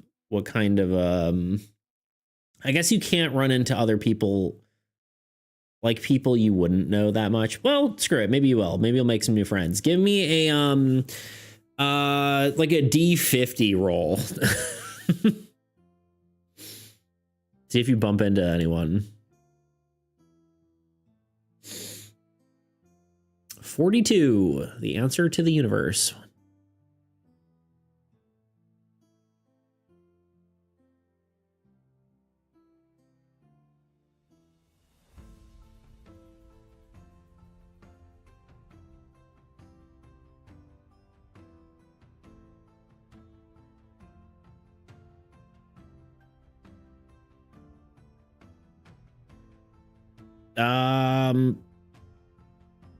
They wouldn't be here.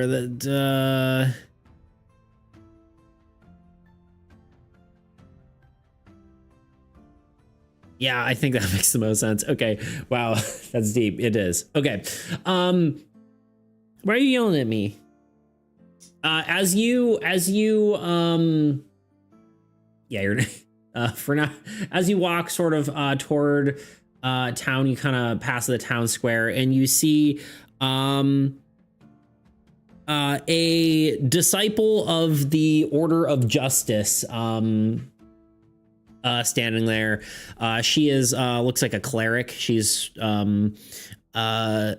wearing white and gold robes as you walk by, and she stops you and hey, she stops you and goes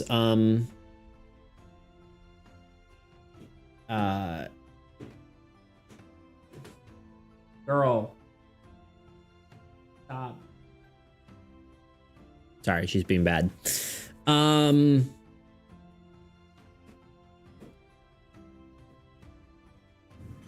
gonna kick you out. Yeah, I'm gonna kick you out. She ran away. I hope she goes, halt! Halt, citizen. Sorry. She walks up to you and goes, oh, hello. Would you have a moment to spare? We are looking for donations for the local orphanage. You can clearly tell. Actually, you know what? Give me a history check real quick. Which you're bad at. Another thing you're bad at. Yay. D20 -1. You have no idea what holy order she belongs to. You're clueless. So I assume she's a cultist. Yeah.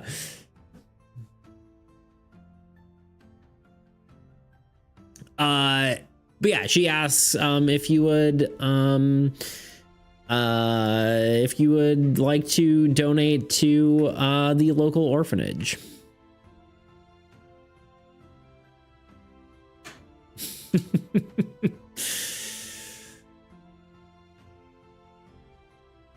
Sorry, lady, I'm not interested in joining any cults. She goes, oh, no. Sorry. I am part of the...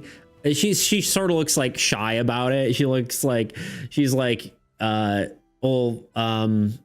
guess flustered by just like your not understanding. Like it looks like you just told an introvert something after they like were, mustering up the courage to talk to someone. She goes, oh no, I'm not part of a cult. I'm part of the Order of Justice. My name's Sister Samantha. We're collecting donations on behalf of the local orphanage to make sure they have proper food and lodging. She says very nervously. What? Why are you being so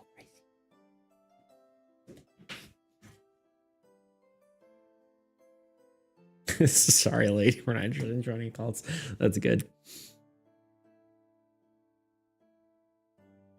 Never heard of the orders.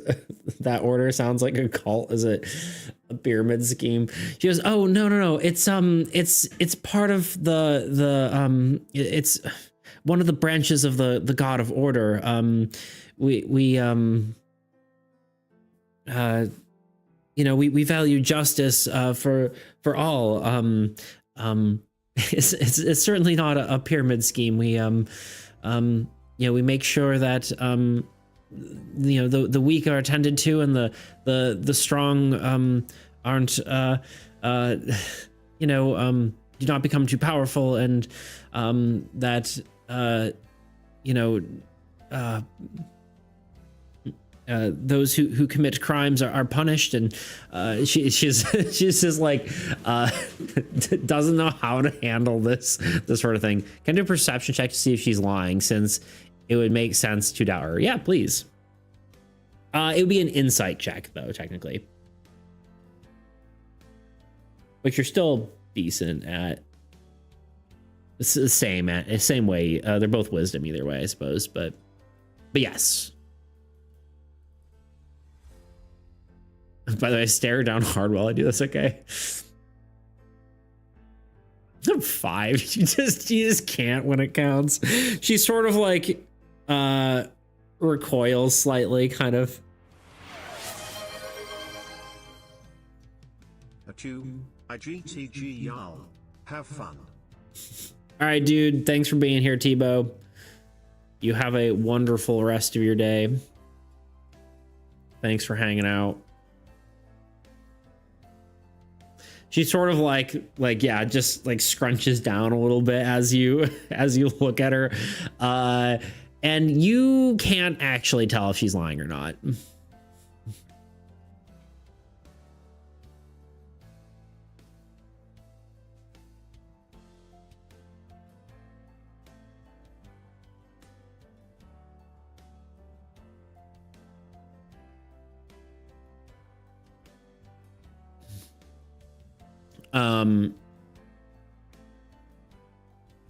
I suppose at this point though, like as you're sort of not you know, not taking the like it seems like, lady, I can see a con man when I meet one, so you should leave before I report you to the authorities. She goes, well, the Order of Justice is the authority down. You know what? I'm sorry to have bothered you. You have a good rest of your day. She bows to you and walks away. That's funny.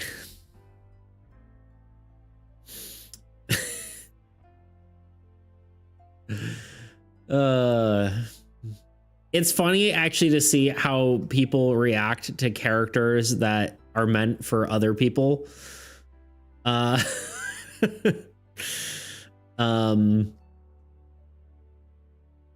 yeah, thanks. Scammers these days are getting more bold day by day. Yeah, true. You continue on your way down to the market. What are you doing? You searching for more people? Do you want to buy anything in the market? Do you want to go to right to Boromir's Hot Clangs? All right, blacksmith first, then for the go to blacksmith first for the tools. Okay. You walk into Boromir's Hot Clangs. Why is that the name? I don't know, man.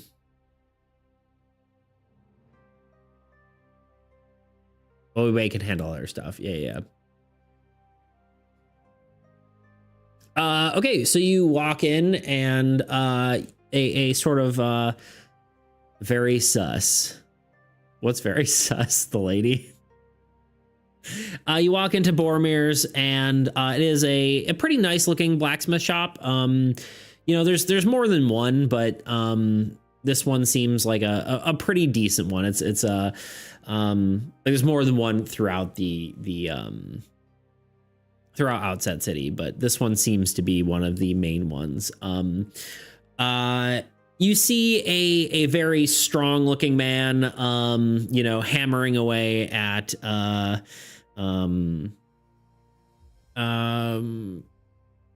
I don't know, I guess he's just making nails, right? Like he's doing some more menial tasks, nothing like swords or anything like that, right? He's doing a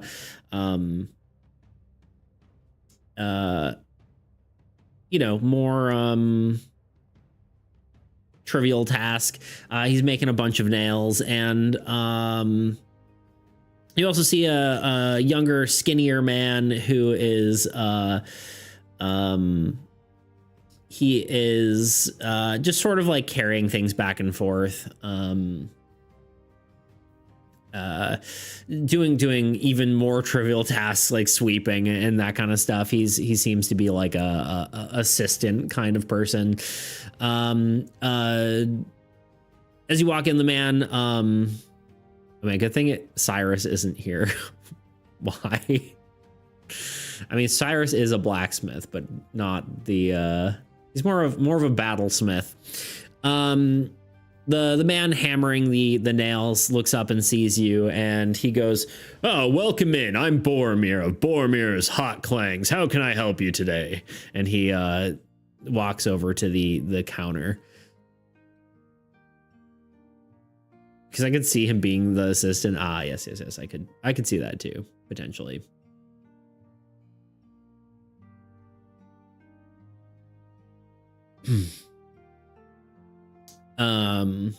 But yeah, he walks up to the counter. Actually don't have like, God, I don't have any stats for the like what race or anything these people are. Throw the farmer's tools on the counter. I need some new tools like these. Oh, all right, that's not a problem. He takes a look at him. Ah, these gotten some pretty good wear. He goes, well, I can do a trade-in. I can take these and we'll take the scrap metal, reduce your price a little bit, and I can get you some brand new ones. How's that sound? As he takes the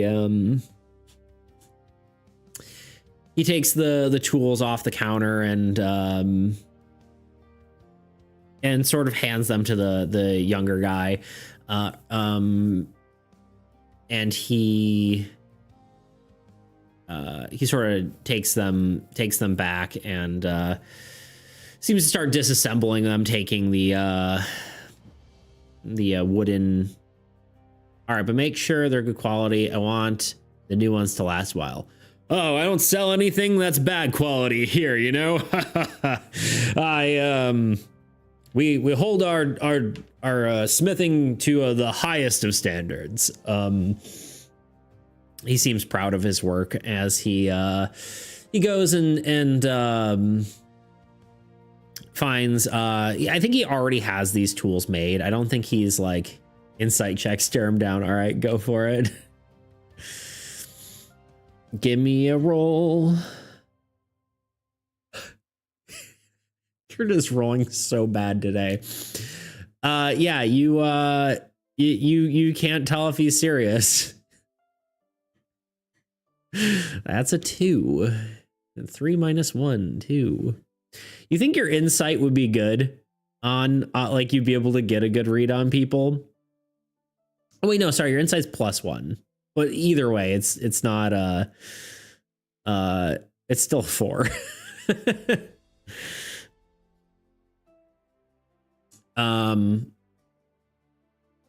But yeah, that's pretty bad. I think he already has. All right, bud. Just stare at him like, all right, buddy, we'll see about that. He goes, oh, I promise you, they're the finest smithing in all of Outset. And he takes yeah, I think these are already pre-made. He probably does this, has a lot of this sort of stuff in stock, and he puts the replacement tools onto the counter. It's like, is this under an account, or are we you paying for this up front?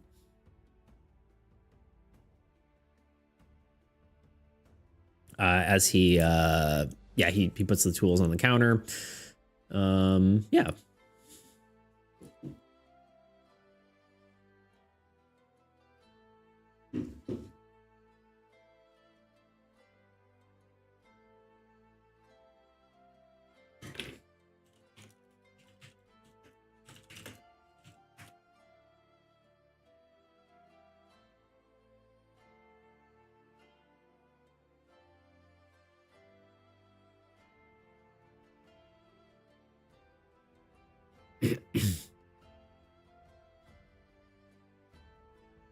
You give him pouch gold coins with a bit of extra inside. Do you have the gold? I'm assuming you do, but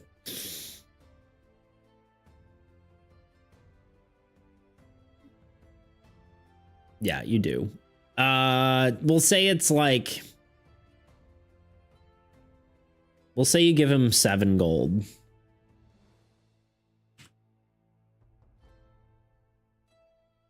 You don't have much money because you keep giving all your money away, but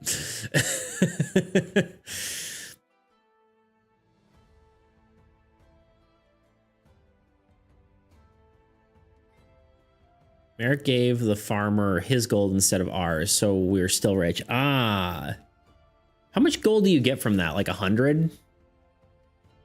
Can't remember. I guess I didn't add it to your gold.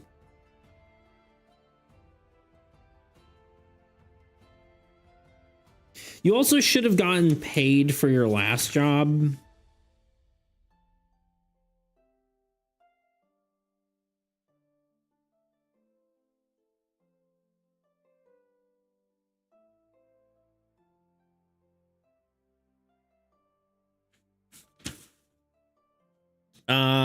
Yeah, you're right. We'll give you like 200 gold between the two jobs. I don't think I actually gave you any of the money. Add. There you go. Okay, you give him like 7 gold. It's like, you know, a few gold per tool, and then, you know, a little bit on top. Ooh, we're so rich. Yeah, you didn't have to give him that much either. So you pay for that. And yeah, he goes, anything else I can help you with? You need any gear? You seem like an adventurer yourself. Do you need anything?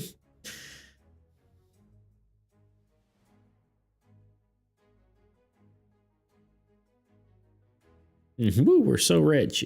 Yeah, I think it's 100, like about 100 gold per mission. Usually.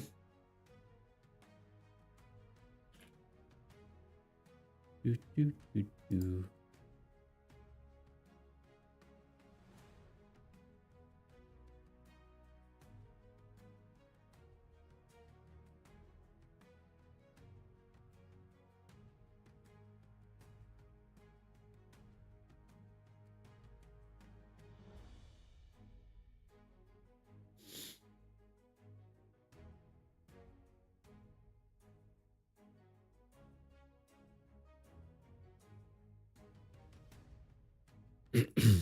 No thanks. Murdered someone recently. Oh, just let that slip out. He goes, oh,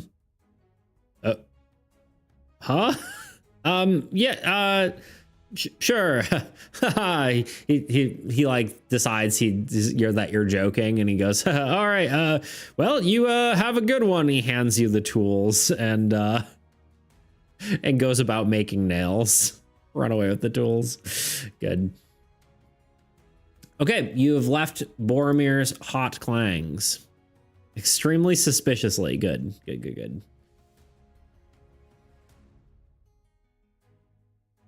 Okay, you're done with that. Are you heading right back, or are you doing anything else?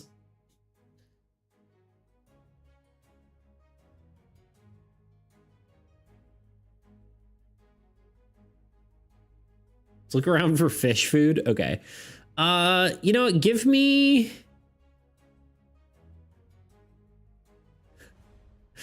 I'm assuming you're looking for food for Guppy.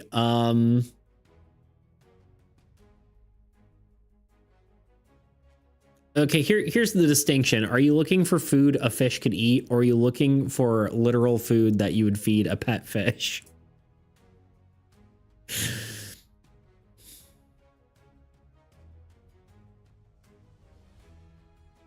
Or are you just looking for fish that is food? Just looking for a good fish and chips, you know? Either or, both. Okay, give me a perception check to see what you can find.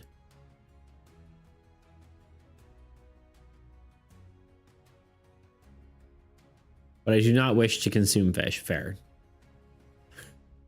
Dude. You can't seem to find any fish food anywhere. I'm temporarily blind. I think you walk past like four stalls that just like have like food, and you just of varying varieties. You walk past a place that's selling goldfish and they have fish food. You walk past like a few restaurants that would have food that that a fish would like.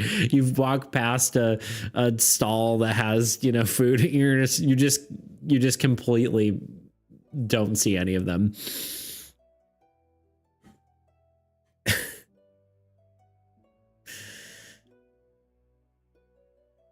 In fact, you so don't know where you're going. You bump into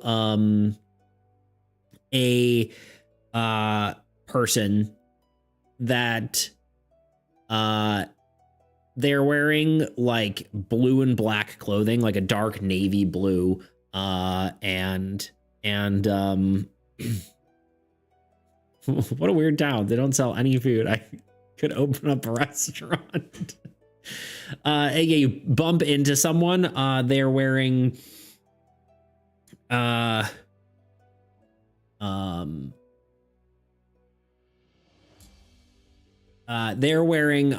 black clothing, a hood, dark blue sort of accents on it. They've got like wraps around their arms, and a mask on their face. And as you bump into them, they push you back and go, "Watch where you're going." And then they continue, and then they walk away. But you do actually notice as they're walking away, they do have a bracer on their arm, symbolizing that they are one of the an adventurer. 3 minutes of ads. All right, ad time. BRB, my friend.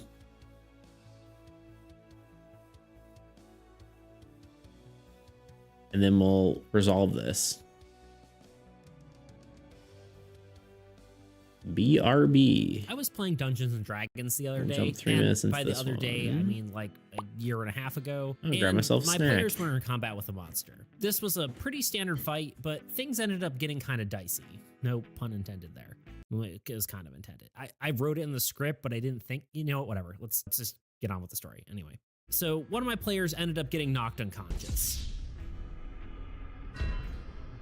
I'm generally pretty nice to my players, so this was actually a somewhat rare occurrence, which is maybe not how a dungeon master should operate, but I just end up wanting all the characters to be friends, and I don't know. But yeah, after the player was knocked out, the very next turn, they were quickly healed by another player and back on their feet as if nothing happened. Then they quickly attacked and defeated the monster.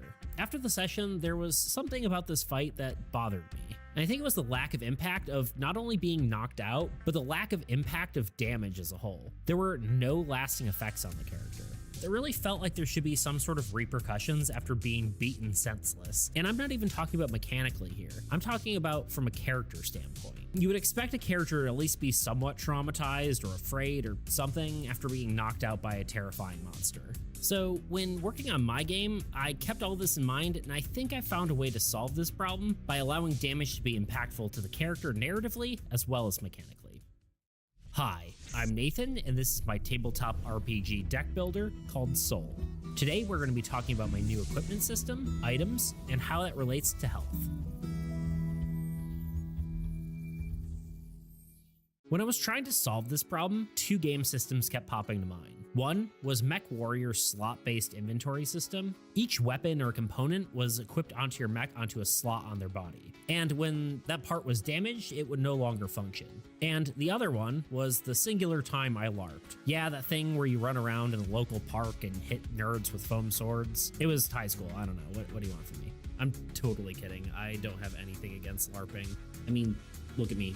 I'm making a tabletop role-playing game by myself for fun. Anyway, but yeah, the specific LARP I went to used a limb-based system for health. If you get hit in the arm, you can't use it anymore, and if you get hit in that limb again, you're dead, essentially. So really the same concept as Mech Warrior, just simplified. So with that in mind, I decided to make a slot-based inventory system with health as well. This will help a player sympathize with their character more. Damage generally is pretty nebulous. A player having 25 out of 100 health doesn't really mean anything to them, other than that it's kinda low. However, a character having 2 broken legs and a dislocated arm is probably something they can relate to. This also forces a player to adapt to their situation, both in a mechanical sense and a narrative one. Now, the rest of the details I'm a bit fuzzy on, so bear with me a bit. I have 2 separate ideas on how this will lay out. One is a character sheet that will look something like this, having a slot for each body part: head, shoulders, knees, toes, etc. Except not really that at all, and more like head, body, right and left arm, right and left hand, legs, and feet. I felt like this was a good idea, but after a while I felt like it was sort of limiting. How many cool arm items will there be compared to like actual weapons or items you'd hold in your hand? Or say you have a character who has a shirt that you like, but you also want a jacket over it. I'm only kind of kidding with that example. Anyway, so instead I just tried a different format, going with head, body, legs, right and left hand, and 3 utility slots that could take any sort of item. I'm back. I was hoping this would give a player a little bit more freedom and flexibility with builds without forcing them to only do one type of item per slot. So not sure which way to go. It's a really nice, wholesome session. Just going around helping out and getting some social interaction, aside from seducing a sheep. True. 3 sheep, in fact. Oh, the sheep. You didn't say a sheep. I just can't read. Yeah, hopefully you're enjoying it.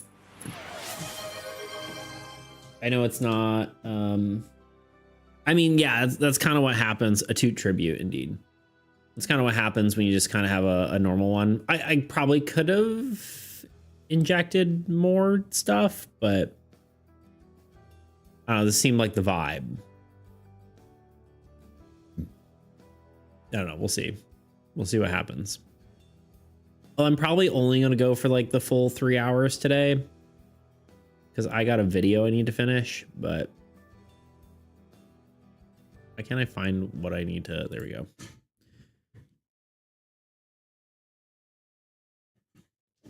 To tribute.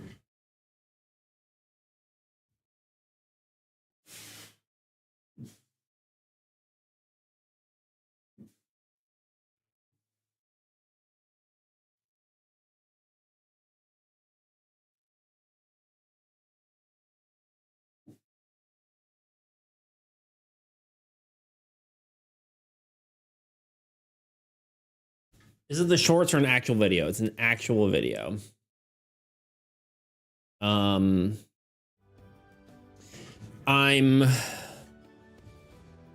did just like it's kind of different. I just did a talk to camera kind of thing where I'm just talking about the update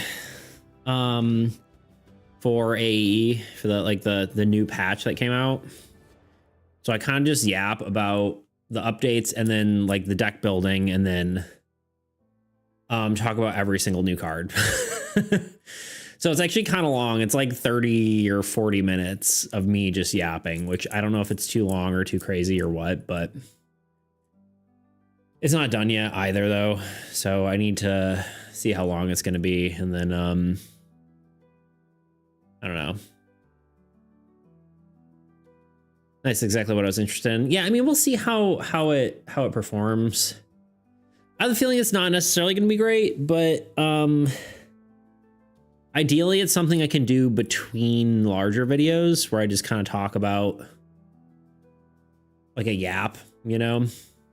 Here's the current progress of what I did this, you know, week, month, whatever, bi-monthly kind of thing.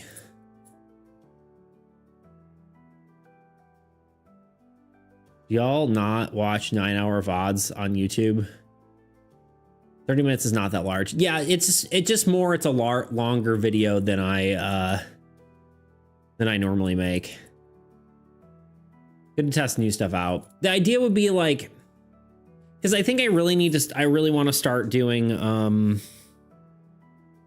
more of my like normal videos. I want to intersperse like the, you know, the more talking about stat systems or, you know, that kind of stuff, right? My like that kind of thing, like do those and then intersperse like just a yap session in between each one of them. So I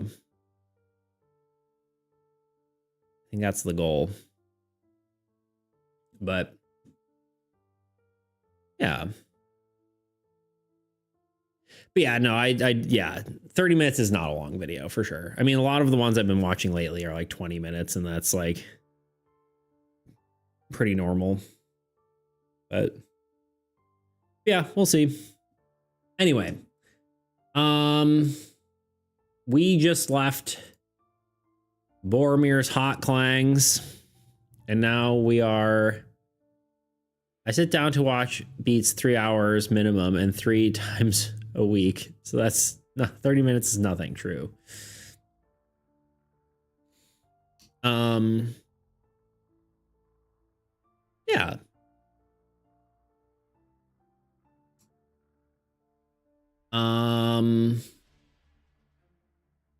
Yeah, we head out of Bormir's and you looked for fish. You could not find any. You bumped. Oh yeah, you just bumped into. Sorry, I forgot what we were doing. You just bumped into Adventure and you walked up to them and you stopped them. And you said, anything?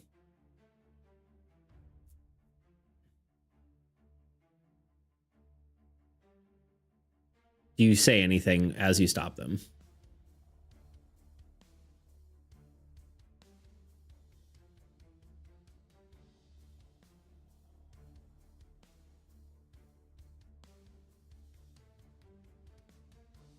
Hey man, do you know where I can find food in this town? Give me a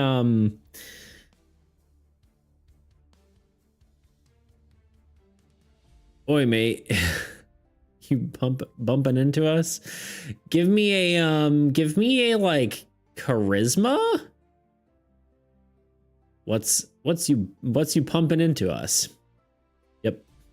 That's it. Own it, Yui. You meant what you said. You roll for me. I've got nothing but fives. True. Exclamation point dice 20.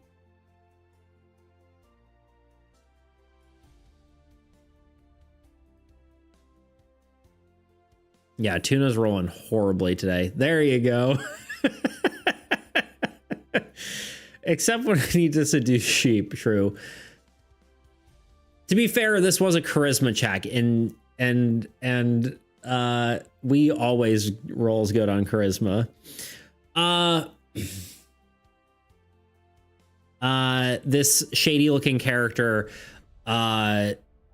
scoffs and goes, ugh, and then just points at a restaurant, like literally like right next to you. That you've just completely missed. It's not even a restaurant, it's like a food stall.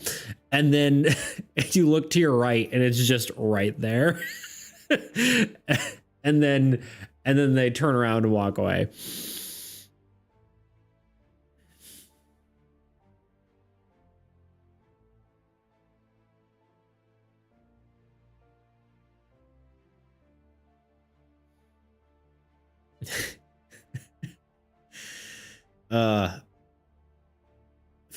Talking about food's gonna make me hungry.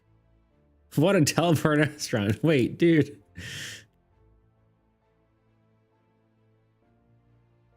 You look around and they're just gone. This like completely disappeared.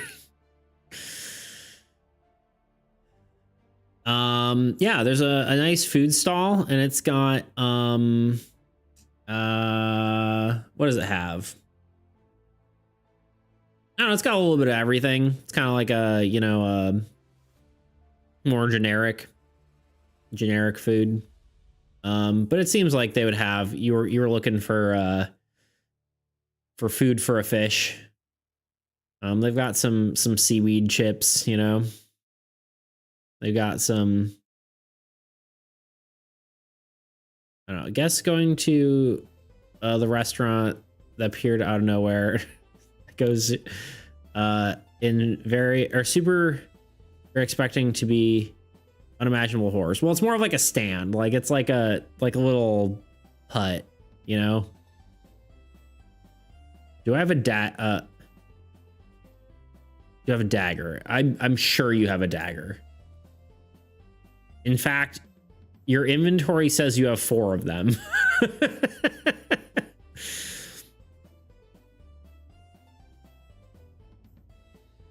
I don't know why you have so many daggers. You also have bagpipes. Forgot about that. Approach it while curiously, or well, approach it cautiously while holding a dagger. Okay. All right, now I just have to create a random NPC here, huh?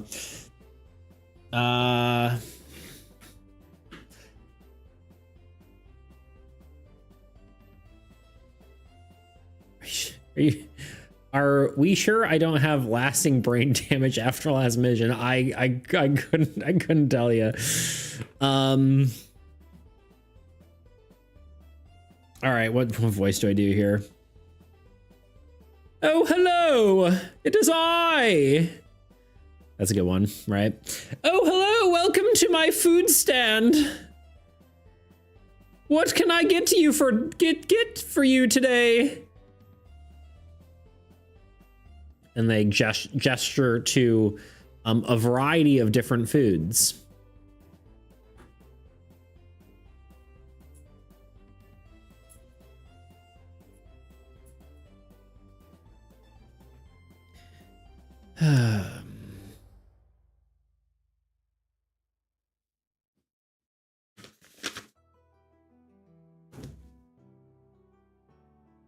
You know, I'm just gonna put this on a sticky note.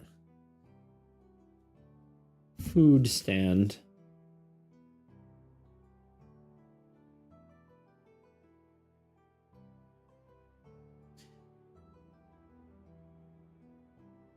Answer me, heathen, and keep your distance.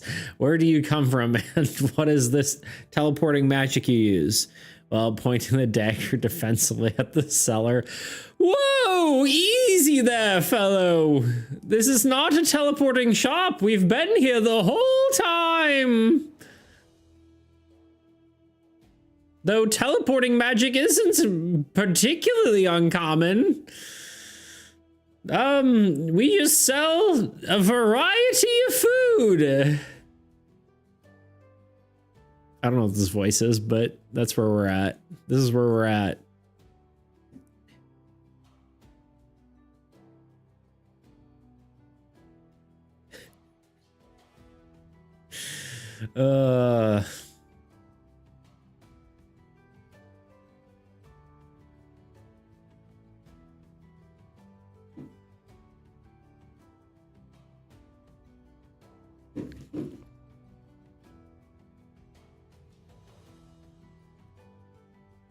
That's what they all say, but you can't trick me, villain. This must be why there's no other food sellers in town. You've wiped them all out. I don't know what you're talking about. There's literally 6 of them right here. And he gestures, and you look around, and you're just surrounded by food stalls. Are you all right, buddy? What's wrong with you?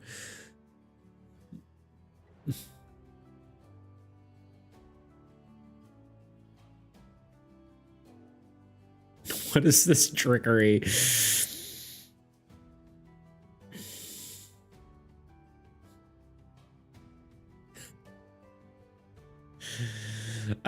It's this trickery, I think, is brain damage.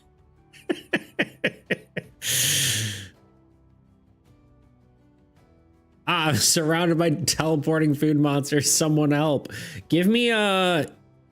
Someone give me a D50 roll.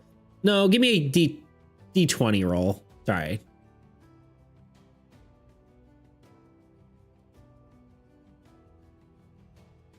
If you may, true.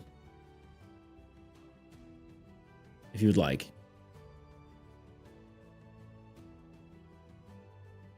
This is so much pressure. Okay. It's not high or low. It's not like it's a random chance is what you're getting. 19. Nice. Yui's got the hot dice today.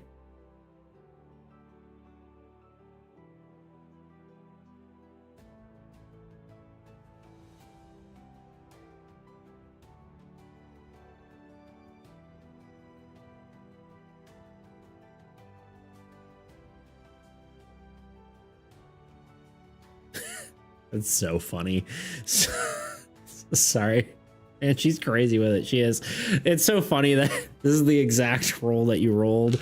You yell, someone help me, and then you feel a hand on your shoulder and you go, are you all right? You hear, are you all right, dude? And you look and it's Cyrus.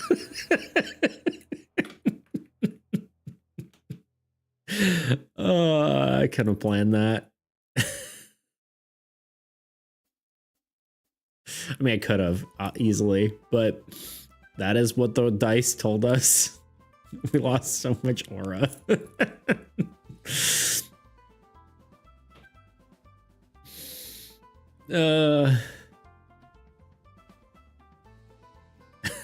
They're about to kill me. They're too much. He grabs your other shoulder, like, look at me. Look at me. Hey, hey, look at me. What's wrong? Tell me what's wrong.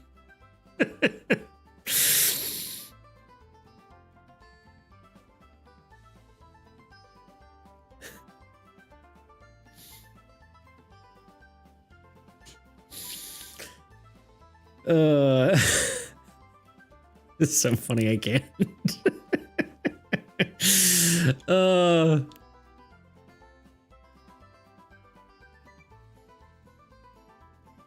In front of the hose.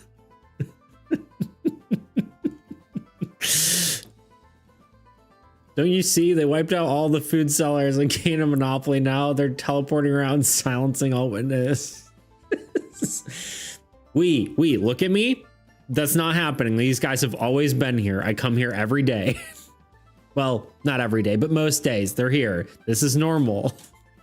There's no teleporting food. You really did get hurt. You know, maybe we should take you back to the guild. Insight check. Okay, you're good.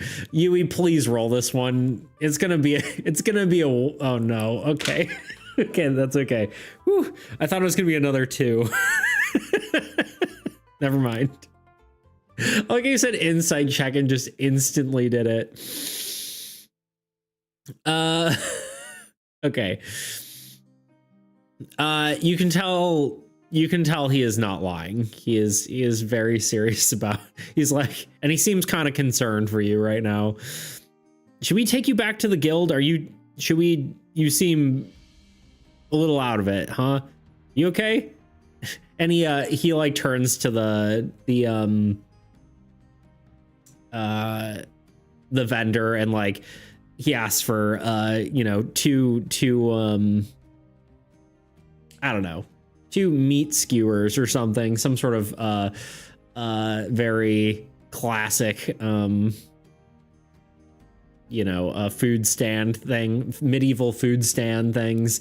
And he hands you one. It's like, all right, here, eat this, buddy. It's gonna be okay. He's patting you on the back.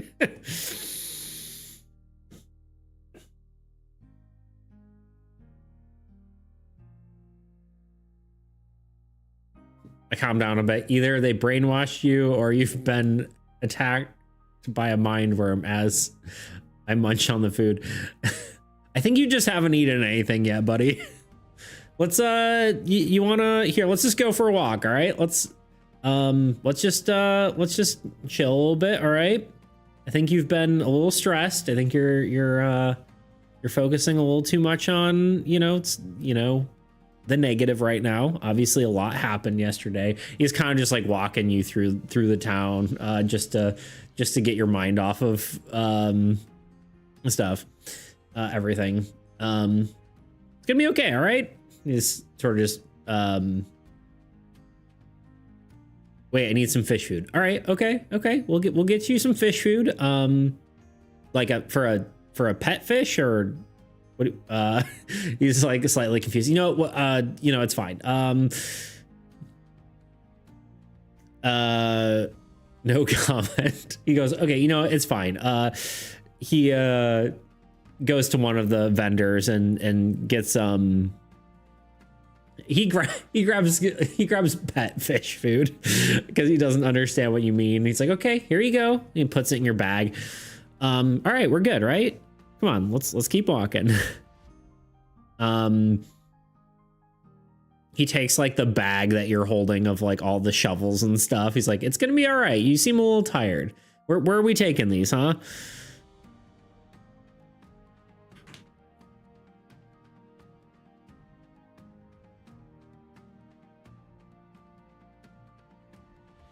You walk to the library. Are you going back up to refuge, or are you on outset? Like you're going to the guild library? Yeah, I got to. Okay. So you ascend back up to the guild, and you walk back to the town square, and you make your way back up to the guild and sort of start making your way to the library. Do you want to talk to him about anything specific, or are you just saying that you make conversation while you do?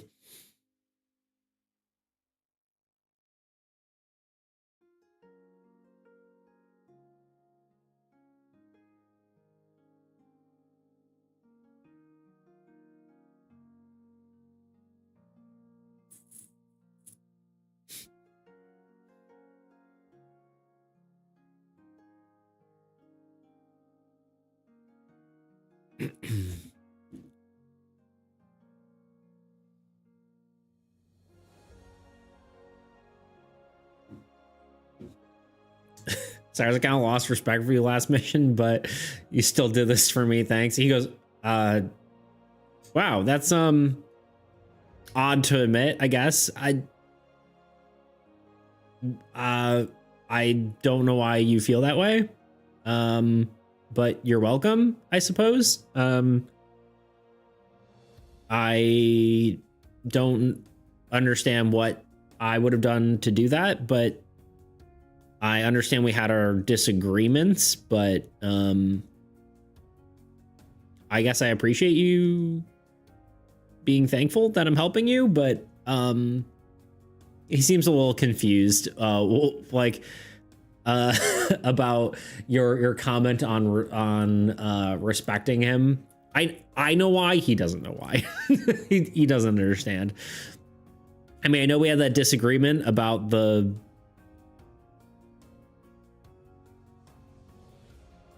don't really care about it anymore, to be honest. I was so carefree back then, but now that I killed a man, Cyrus, he goes, look, I mean, sorry, I'm trying to think how he responds. He goes, this is the first time you look, it doesn't get easier. You know, I can't say I've, you know, particularly killed a person per se. But I have seen people utterly changed by the calamity, and they weren't people anymore, but having to even take them down and taking a life isn't ever easy. And while I can't fully relate to you, I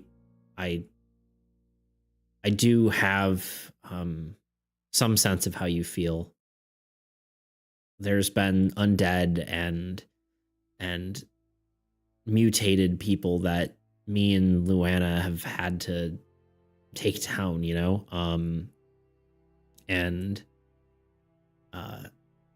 knowing that that person had a life before, it makes it hard, right? So I feel you, and I'm sorry that I'm sorry that you had to go through this. And he kind of punches you on the arm a little bit and smiles a bit, and he goes, but hey, you're gonna be okay. We're all here for you. This guild, well, you know, it's hard to go through, but there's a lot of people here that know what you went through. Been forced to steal all my life, and I've always thought about it as a necessity measure to survive, but with that murder, I can't believe I could have done things differently.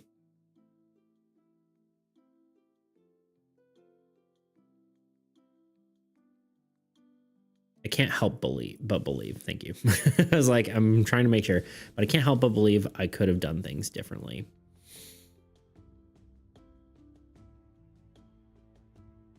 He goes, sometimes things in the heat of the moment feel necessary.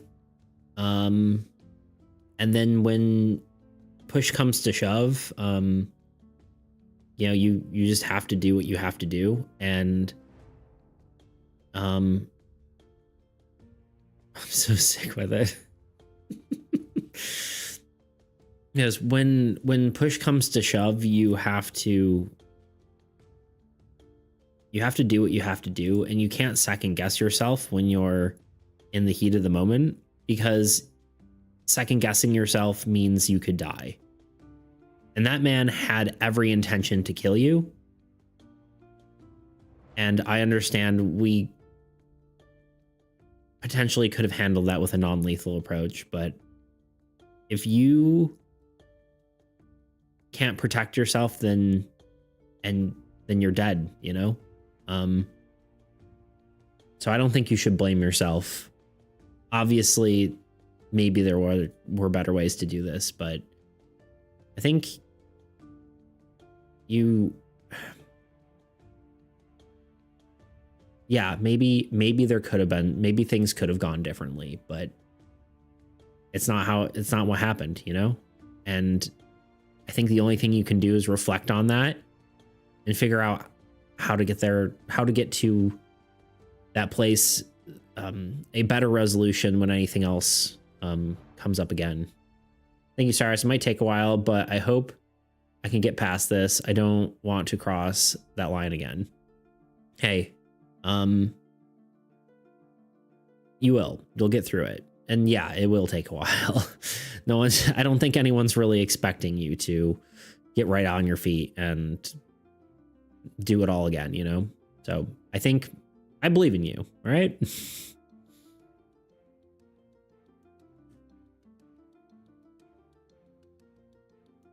He's like, well, now go talk to that fish. He pats her back as you're kind of getting close to the library. He goes, I hear it. Plus 500 respect for Cyrus.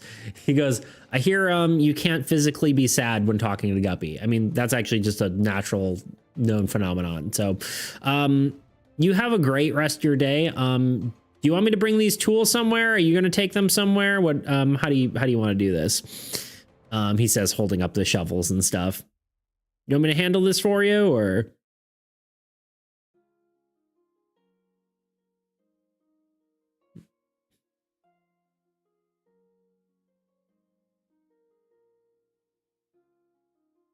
Yeah, a wholesome moment with the boys.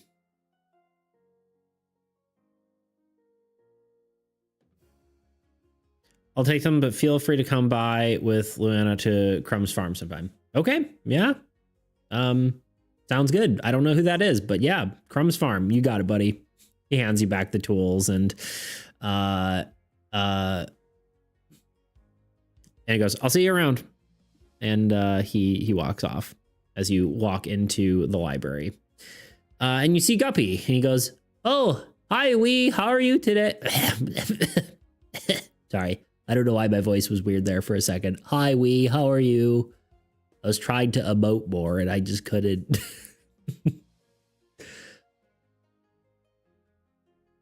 What's going on? You looking for a book or some advice, or how can I help you? Oh,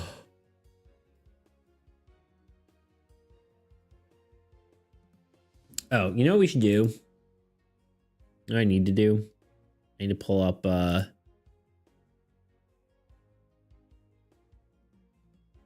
god, my computer's being very slow. Gabby, are you sick? I can bring you any cough medicine, but I have snacks for you. Oh no, I'm not sick. I'm allergic to water, so you know, it's fine. Sorry, here we gotta pull up Guppy. There we go. Hello, Halfling. How are you doing? It's been a while. What? But I appreciate the fish food. He looks at like we did get him out of the water. Good. And yeah, it has. Yeah. We're doing chat does D&D. He's dying. No, it's just a mild allergy. We're doing chat does D&D. If you want to play, you're more than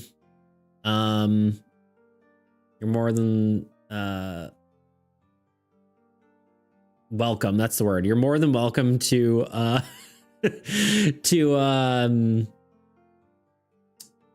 join. Basically, if you just want to do something, you just tell us and I'll take a group consensus. If we can't agree, we do the suggestion command, which does a poll. And if you need to roll dice, you roll dice. So yeah, welcome on in. Get out of the water. He's always like this. He's been in the water ever since we met him. I didn't know. Okay, sweet. Nice. Yeah, he goes, no, I mean, it's cool. I mean, I need the water. I'm a fish, but yeah, I'm allergic. So it's okay. I'm a powerful wizard. It's fine. But yeah, I appreciate the fish food. It's not I could eat normal food, but you know what? This is kind of a yummy snack. I mean, I'm sure, you know, I'm just gonna eat it. And he grabs it with mage hand and then pours some into his tank and starts nibbling at the little, whatever the fish flakes are. Can't you just replace it with water with milk or something? No, I would definitely die if I was in milk, but I appreciate that. The one thing that magic can't overcome is my allergies. You know, I'm a powerful wizard, but you know how it is.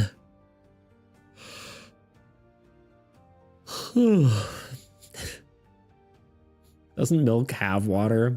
Surely. Surely it does.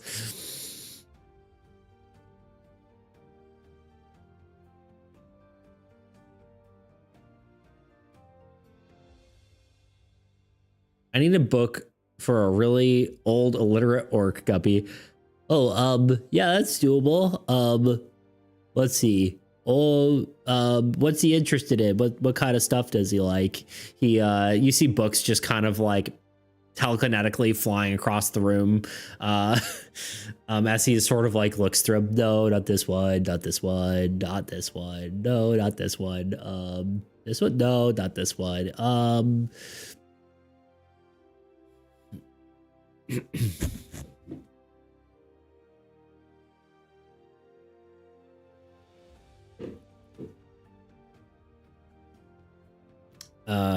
Well, this one's an orc. That might be useful. He's like farming sheep, being old. Okay.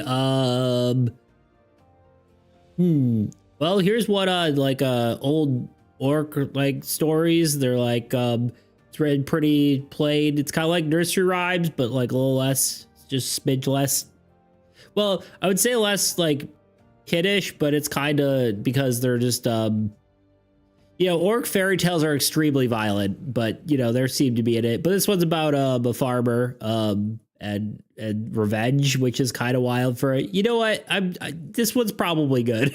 And he puts the book down on the table in front of you with his mind. Hey guys, really wanted to stay, but I gotta go get things meal prep with. Fair enough. See you next time. See ya, Yui. I appreciate you being here. Thanks for hanging out. This chill D&D session. You carried me, true.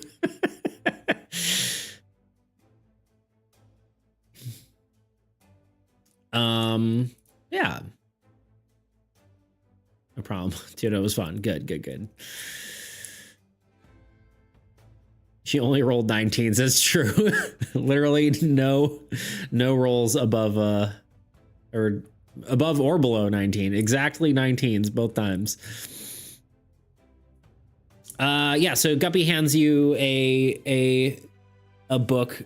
It's written in orc, and it also has seems to be relatively a low reading level for this illiterate farmer orc.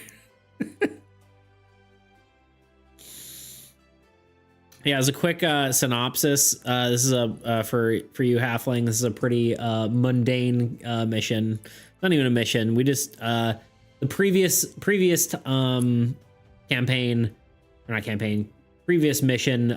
We killed a man, and now we're the collective character. Y'all basically play as a changeling named Wee. And he killed a man, and or I guess they killed a man. And then today we just been hanging out at a farm and doing menial chores, like herding sheep and stuff. Sweet murder, indeed. We do know halfling loves to murder and stab. So but yeah, herded some sheep, talked to some friends. Probably not going to go for too much longer, just because I got editing to do. But now you have a book. Halfling, we're doing shopping right now for an old orc farmer. What should we buy? Good question. Well, you have a book now.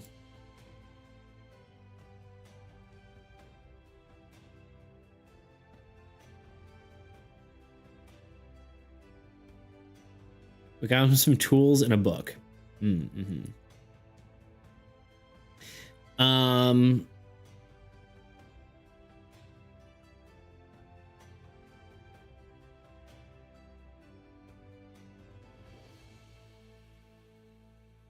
was just checking some stuff. Cool. All right. Well, there you go. You've acquired a book. I guess I was gonna say I don't know if you're gonna head back to town or if you want a sheep figurine, like a carved figurine or something like that. Just thinking a big pipe, but I'm distrustful of food sellers. Well, I mean, like a smoking pipe.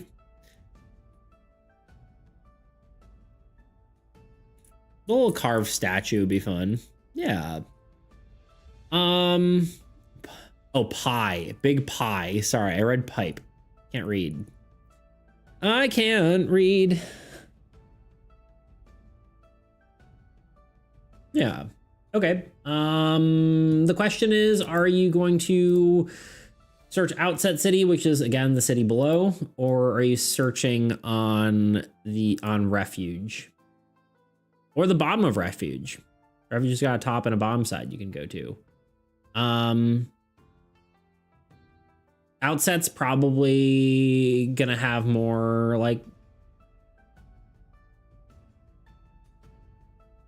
Yeah, I was gonna say Outset probably has more of that kind of stuff. If you're looking for something more fancy though, you could probably top side of Refuge, or something more illegal, you could go to the bottom side of Refuge. If you want something cursed, you could go to the underworld.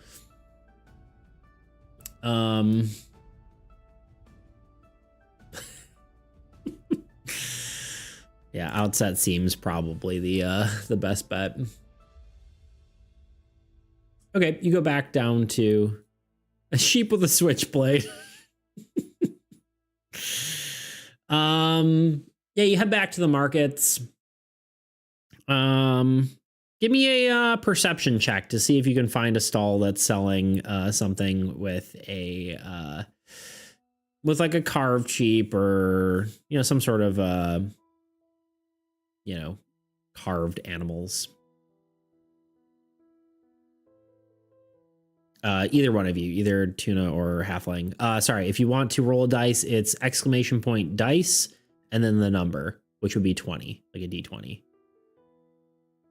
It shows it on screen if you see that. Like that. Hey, another 19. Earlier this session, we shapeshifted into an utterly attractive sheep, so it could be the stat. So that could be the statue. True. Or figurine, rather. Are you trying to make one, or are you trying to just buy an existing one? Unnaturally attractive sheep.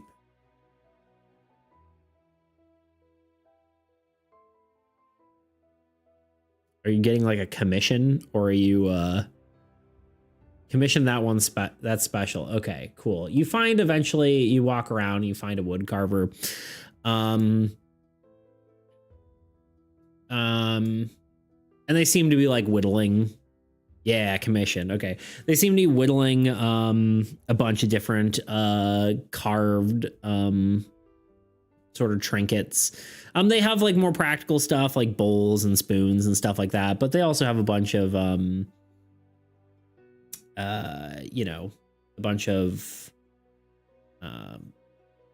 you know, animal sculptures or creatures or that kind of stuff. And he I got not to come up with another voice.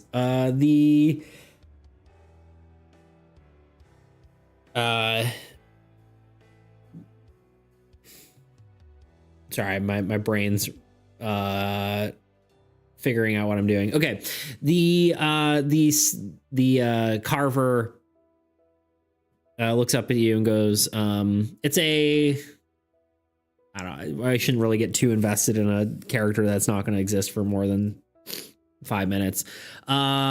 It's a woman who is carving with a knife, and she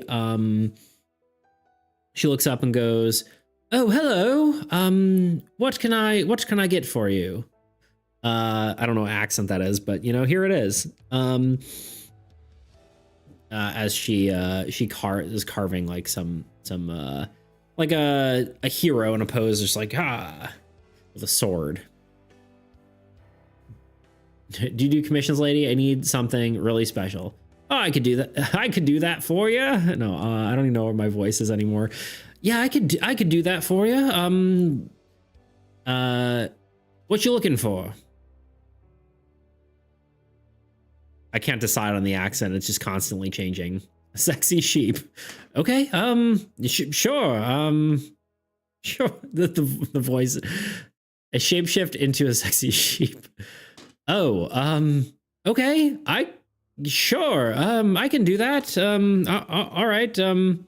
I guess you're my model today. This will take probably an hour. Unless you want to, I guess it depends on how big you want the.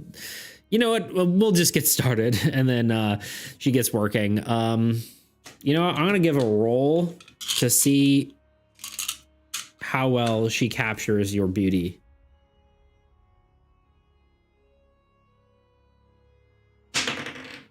Oh, a 19. She's really good.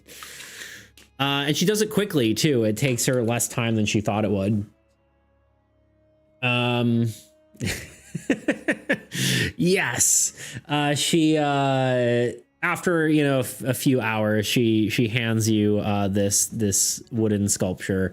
And it looks not quite perfect, but it's pretty dang close. And she hands it to you and goes, that'll be 1 gold. Surely that must be more than 1 gold. 2 gold? 2 gold.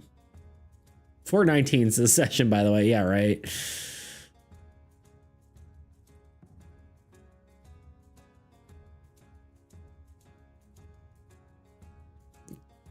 Yeah, artists don't get paid enough. It's probably 2 gold.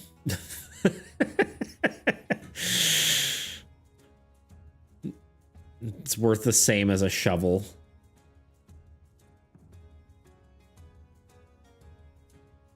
I'll tip her another 3 gold for magnificent work. She seems very pleased by this. She goes, "Thank you so much. You have a wonderful day. Tell your friends about me." All right, there you go.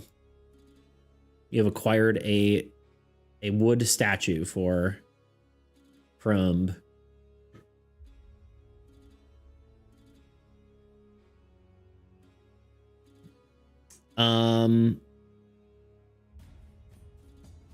Let's get a pie from the food cellar and head back. Okay. Yeah, you spend another singular gold on a pie. And you What flavor pie do you get? This is very important. Pie flavor.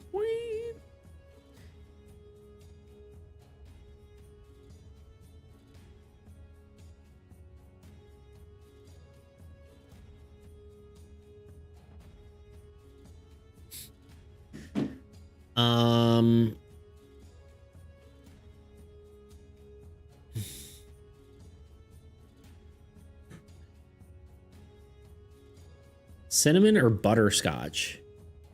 What do you think, Halfling? Wow, I've never even heard. Well, a cinnamon pie? What does a cinnamon pie have? These are, I don't think I've had either a cinnamon or a butterscotch pie. They both sound delicious, though.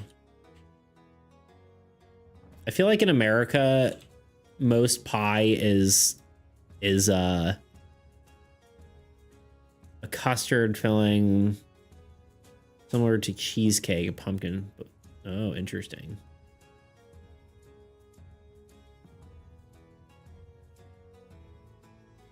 It's an Undertale reference. I was gonna say, I feel like pie is typically fruit. You gotta try them now. I guess I do. Although if it's like it's kind of like a chocolate pie, it sounds like, but cinnamon instead of chocolate. Like same sort of concept. Anyway, you get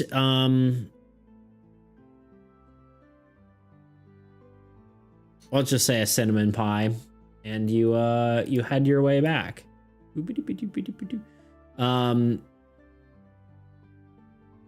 Are so good, by the way. It sounds good. Sounds yummy. I can taste it now. You get Brylam brings you back or something. I don't know how you get back, but you wait, no, you rode a horse. You ride your horse back. By your horse, I mean Crumb's horse.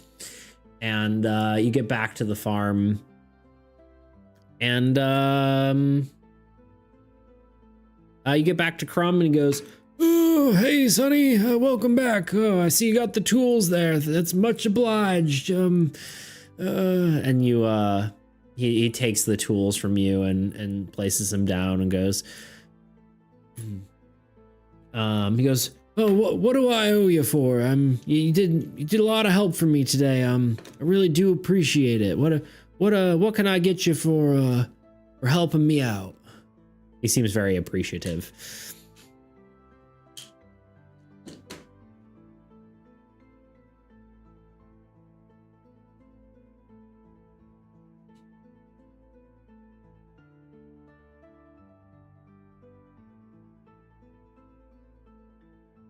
Cinnamon pie.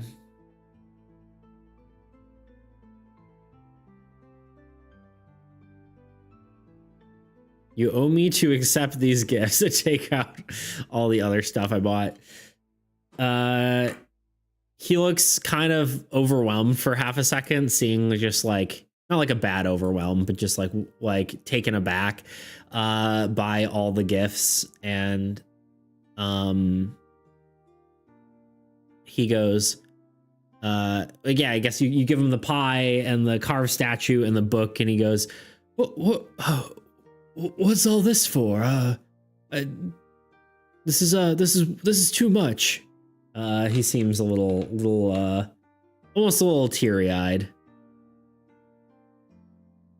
I'm really bad at buying gifts IRL. Did I say sad? What did I say? He seems a little like yeah, he seems a little teary-eyed. Sort of like yeah, sort of yeah, kind of like overwhelmed by your teary-eyed. You said, okay, good.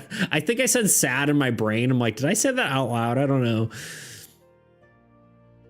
I'm really bad at buying gifts. I also is first me. Only in D&D can I give a good gift. That's a thought that counts. He goes, this is so thank you. Thank you so much. You're really a kind soul, you know that? And he, I showcase the little sheep figurine, then I explain what the book is, and then the pie. He goes, how about, would would you want to stay for dinner? We're having you know, some homegrown food from the neighbors. We're having some beets from our neighbors, and we're cooking up you know, a lamb roast. And we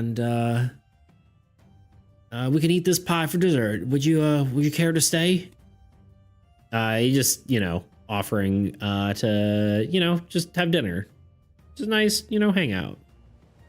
Beats? No, you can't. It's my favorite streamer. Hey, man. They're beet farmers. What can I tell you?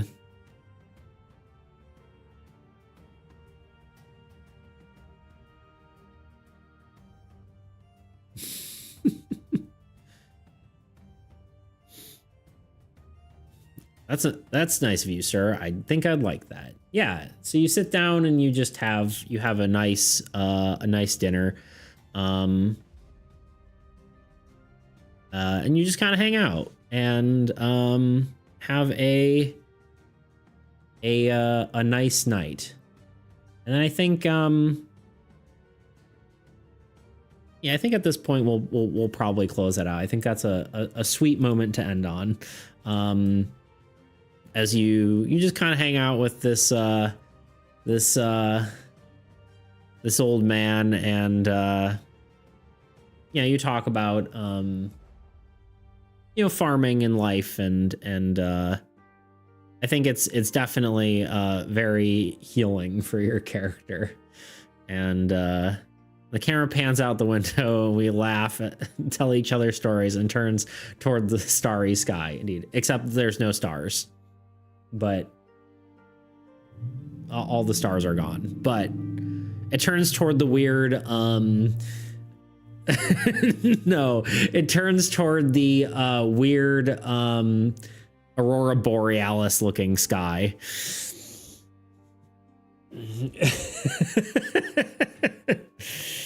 The weird chaotic whatever sky. And yeah, it fades to black. There you go. Well, that was sweet. That was fun. Yeah, that was definitely different. Never just did a you always end these so well. I can't tell if that's a joke or serious. But yeah, that was fun. All right, post-session thoughts. I always like to do a review. Serious, okay. Perfect ending, good. Yeah, what were your thoughts? Did you have fun? Was this format good? Obviously, there was no combat or anything. It was just like, I could have had random like combat encounters, but I didn't think that was fit the vibe. You know what I mean? I think the vibe is important when you're D&Ding. Like, it didn't really make sense. Like, we could have had some like monster come over the freaking walls and attack you or whatever, but didn't really seem like the thing. Love chill session, but even if you added combat encounters, could have gotten into it too. Yeah, I don't know. I suppose I could have. I just didn't really have anything, you know?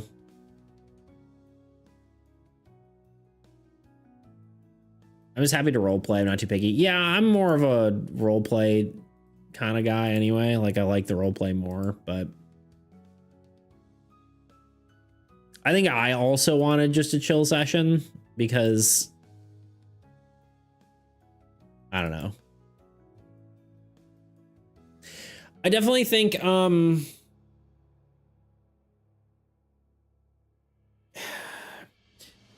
I think one of the biggest things with Chat Does D&D, I mean, it seemed like there was a lot of people who were just hanging out and chilling and listening, which I think was good. Though I I think if we keep doing this, it would be better to have like a larger amount of people contributing, if that makes sense. But I don't know exactly how to do that without just like continuing to do it and grow it, you know. I do have ideas on like making it better, but I can't say I cringe at the emotional stuff I did because I always do when I get emotional. So I wonder if it was good. No, I thought it was good. I thought like when you and Cyrus were having the talk, I thought that was good.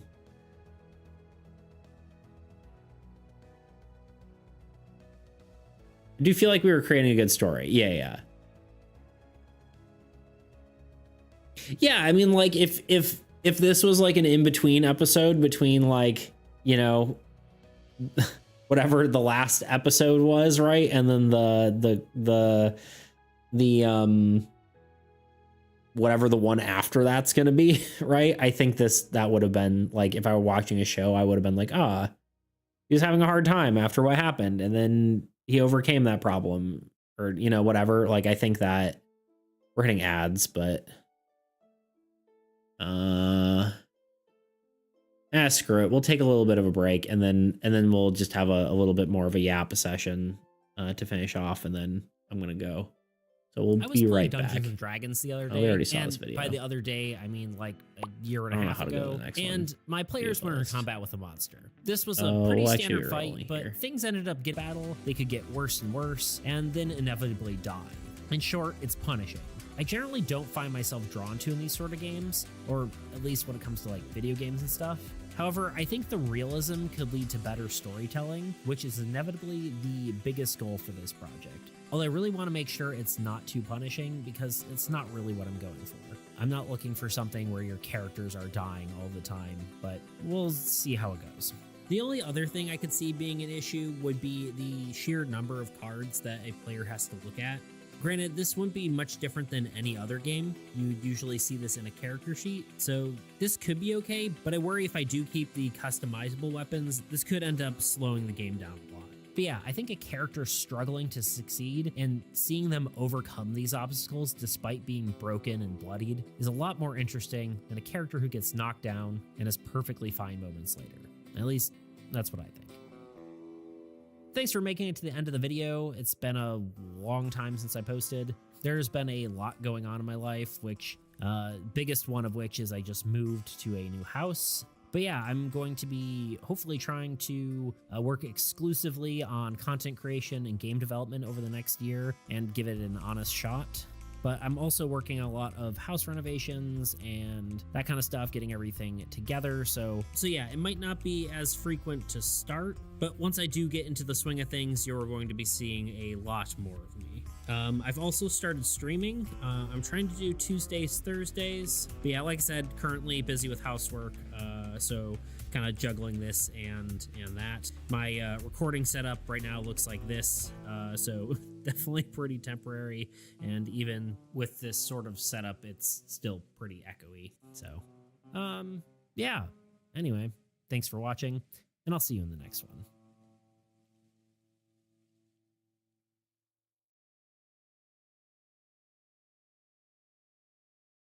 Hey, I'm Beats. Physics is a tricky theme to adapt to a board game. However, to tackle it, I decided to make gravity one of the main sources of movement. At first, I thought of a Tetris-style approach where everything moves downward, but I thought that was kind of dull, so I brainstormed a bit and came up with a space concept. I could use planets and other celestial bodies to manipulate gravity in different directions. That led me to my first major card. Okay, ads are basically over, even though it says 18 seconds left. Planets, moons, asteroids, stars. Actually, we'll stand here. I do feel like it makes a lot of sense, a world like this. It's such a cruel and harsh world, so healing is necessary. Yeah, and I like that kind of thing. Like, despite the, like, terrible whatever stuff that happens, there is, like, people to support each other, and, like, the guild obviously would have to support each other. Like, everyone, I think, was kind to you for the most part. Some were a little harsher than others, or, like, not necessarily as giving you what you needed. But like, I think we had some good emotional moments, some like nice moments, and some funny moments too, right? So I think it was a good session.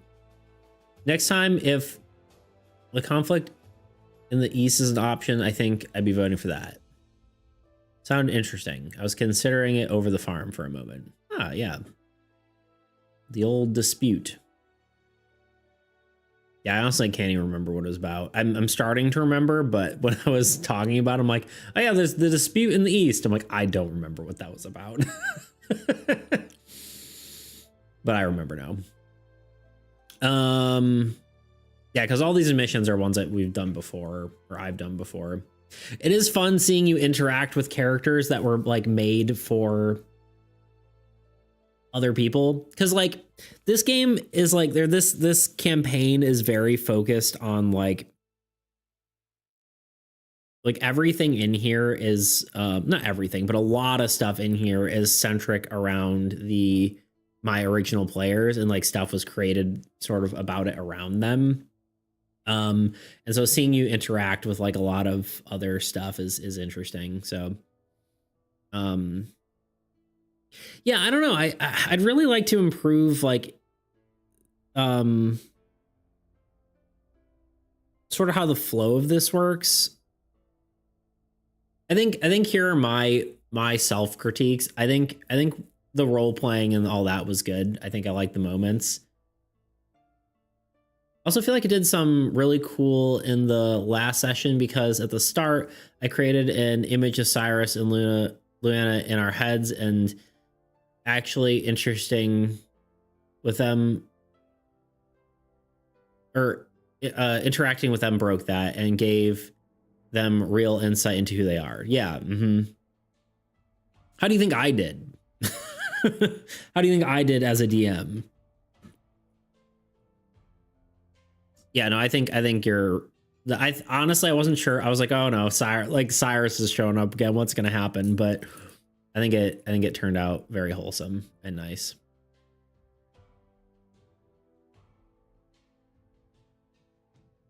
Feel free to actually critique me. I can take it.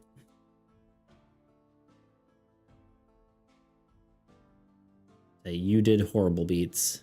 You're goated. Want more Brylum? Yeah, Brylum's one of my favorite characters. Hey y'all, it's Brylum.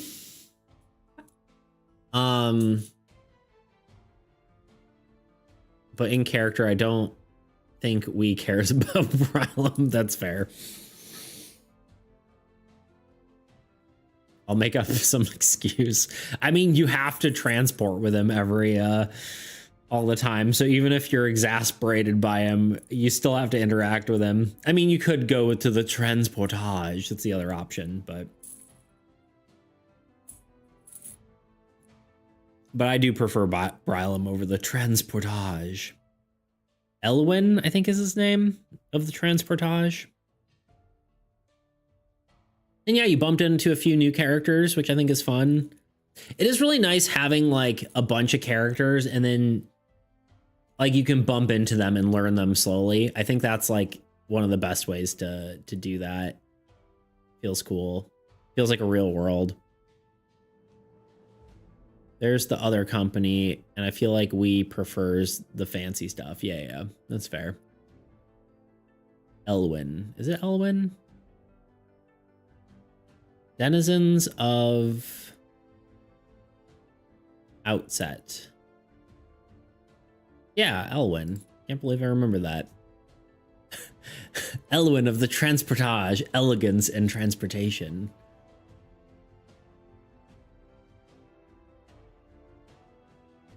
Next time we see that other lady, we just scream to warn everyone around her that she's a scammer. Oh yeah, Samantha. Or Samantha. She's just a sweet bean and you're just think she's a scammer. Or maybe she is. I do like the the idea of the Schrodinger's perception check, where it's like, if you don't have an answer of what, like, it's like, oh, I searched this thing, what's in there? It's like, if you get a 0, there was nothing in there. If you get a, 20, then there is something in there. It's like, it existing is whether you can perceive it or not.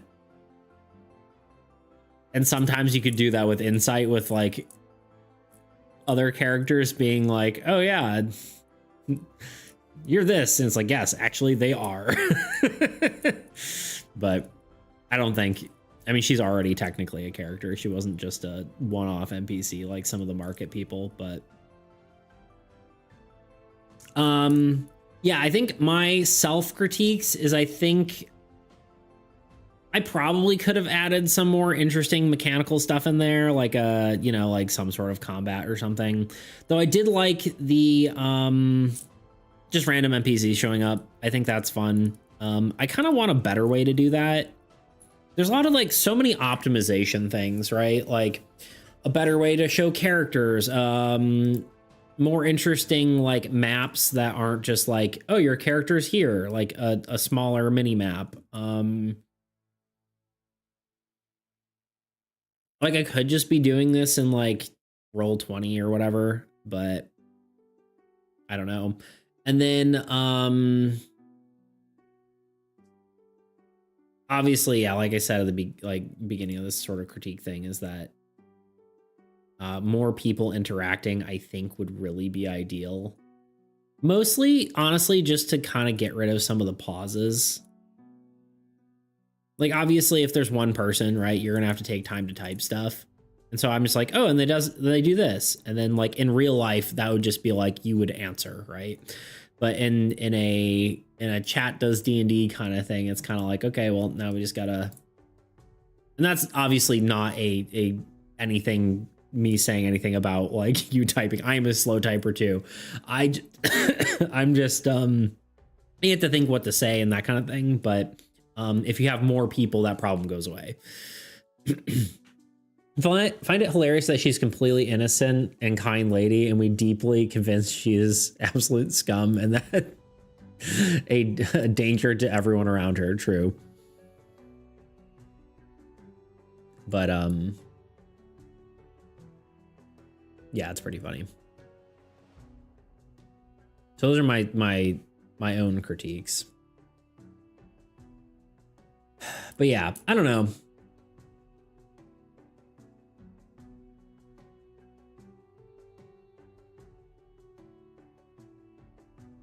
I'm trying to figure out exactly how to do this thing, because I think like if I do it less frequently and more as like an event, it probably will get more people. But I'd be curious to see like some of the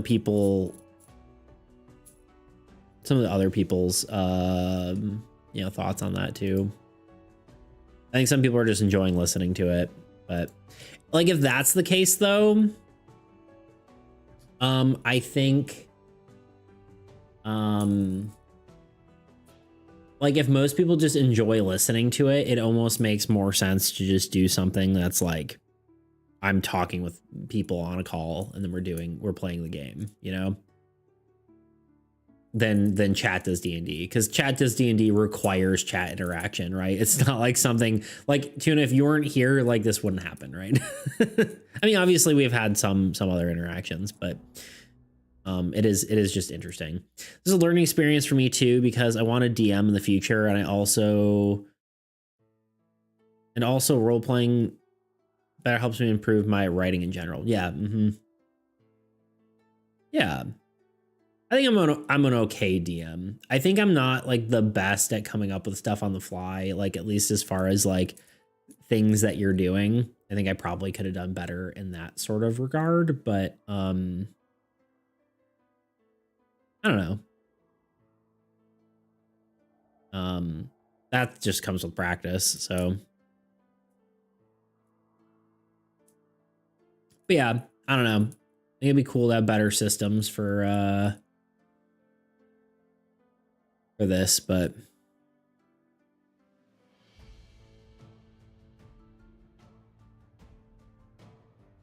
It'd be cool if we had actual community members like Thibaut Gras to Yui actually being in the call, having player characters. Yeah. The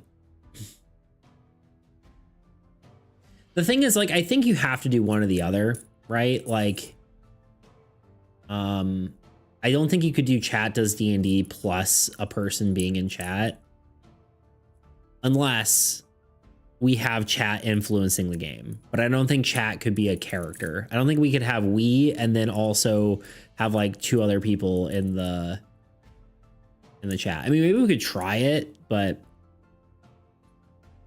also, as you know, I'm like somewhat wary of just having people. I mean, obviously the people you mentioned would be perfectly fine having in like a call, but I know a lot of people don't really want to be on the call either. Like they don't want to be on stream. But you know, one thing I'm really bad at is actually playing a morally gray character that steals and lies, because I almost have to joke to tell a lie, and stealing feels bad. Yeah, right. Yeah, I do get that. I get that.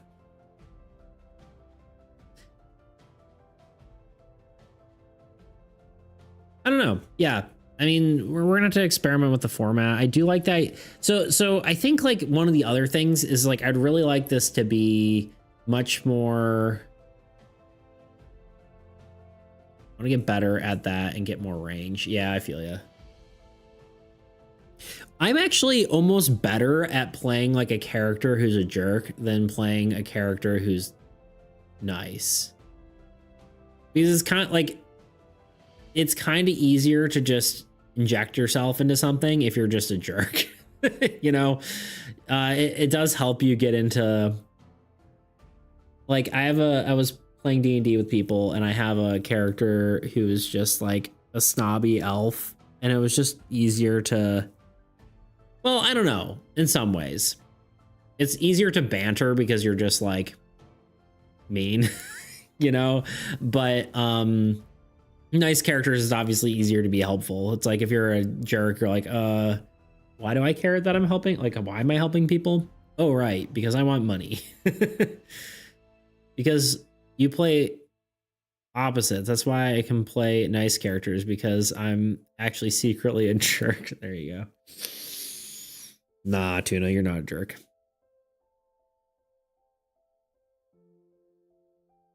I don't know. I guess I can play nice characters too. I don't know. I haven't really been a player enough. I've been a player like a handful of times, so it's kind of whatever. I don't know if I'm a good player or not. Anyway, yeah, I like this world. But I feel like it's not tailored to you guys. You know what I mean? I talk behind all your backs about how cool you are. That sounds more accurate. So yeah, I don't know. Those are just my thoughts on everything.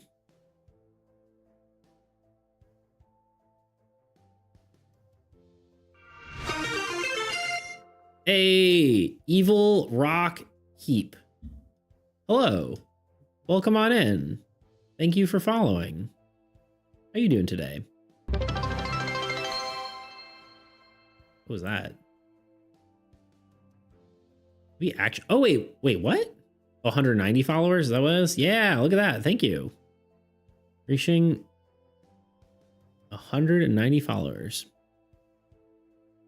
Yeah, we're just wrapping up. I'm doing well today. How are you? I'm doing good. We just we're just wrapping up actually for our chat does D&D, but we've been doing this like every other week, at least trying to, but the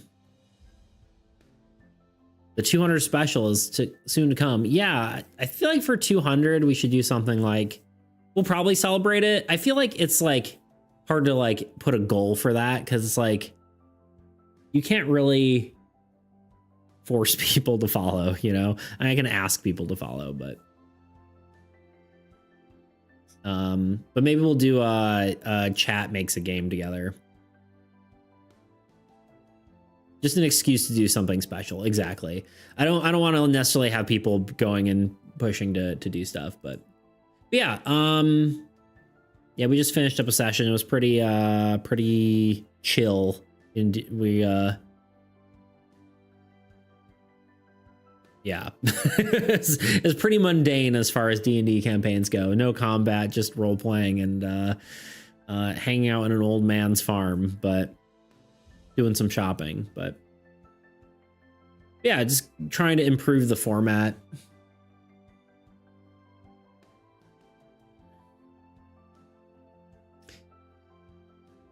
That way you're making it.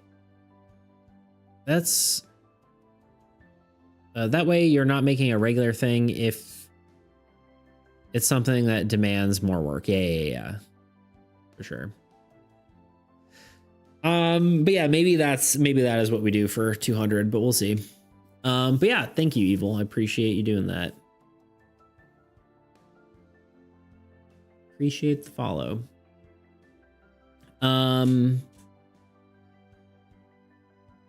Yeah, normally we're working on our co-op TCG, but we do these D&D sessions every now and again. So, we're just having our post session discussion. Yeah, you know, I think honestly, we might be able to do like,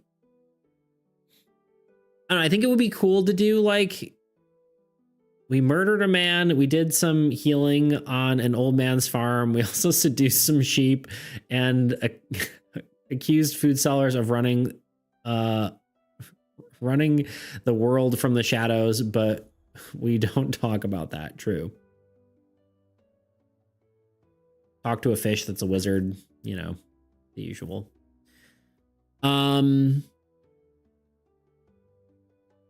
Yeah, I have like two diverging paths for this sort of concept. One is we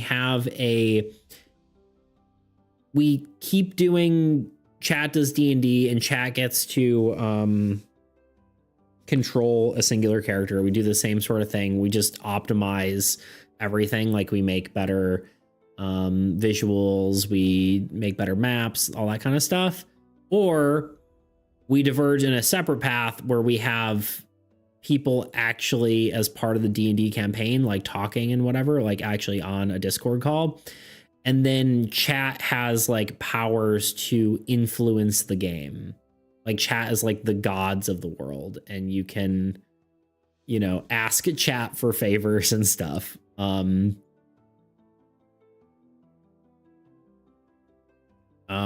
Those are my two diverging ideas for this concept that I would like to sort of explore at some point. It'd be cool to have it as one game, but I don't know how that would work. Maybe it would be worth trying doing like a chat does D&D, but also play with a few players. Like the second option, if two participates, you have one player that you know you can trust. Yeah. I mean, I could get like Toot and checks probably or something, or something like that. Checkers is a good role player. He's like one of the people that you want at your table because he gets invested quickly, like and is not afraid to be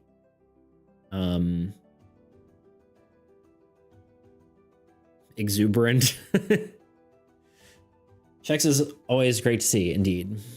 So, so yeah. But like doing something like that, I mean, maybe we could try a combo of the both, right? Like where it's chat does D&D, but also with real players. I feel like that would get too hectic. Like I think chat would probably get drowned out by the real players. It's like checking your phone while having a conversation, right? It's like you can't do both. But it would be interesting. I think maybe you could do it if it's a one-on-one D&D, like me, one person on a call, and then a uh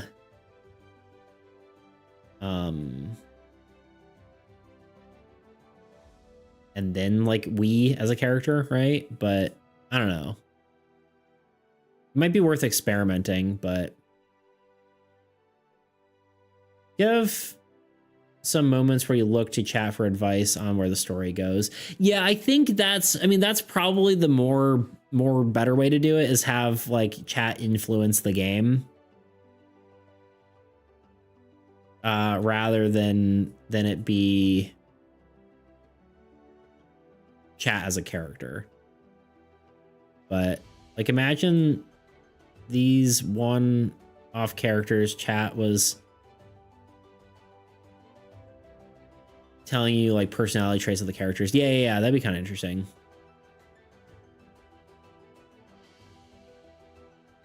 It'd also be interesting if it was like an ever-changing like dungeon, right? Like, and so whenever the characters like kind of like the actually, I think it was literally an Adventure Time episode, but it was also like a completely separate series, like the Infinity Train thing. I think that was it was both an Adventure Time episode and a completely separate cartoon that had nothing to do with Adventure Time. But yeah, like you go into like the next room, and then the chat basically configures that room in some way. I think that could be kind of interesting. This food seller uses a banana as a smoking pipe and speaks like Yoda. Yeah, that could be interesting. Yeah, I could see that.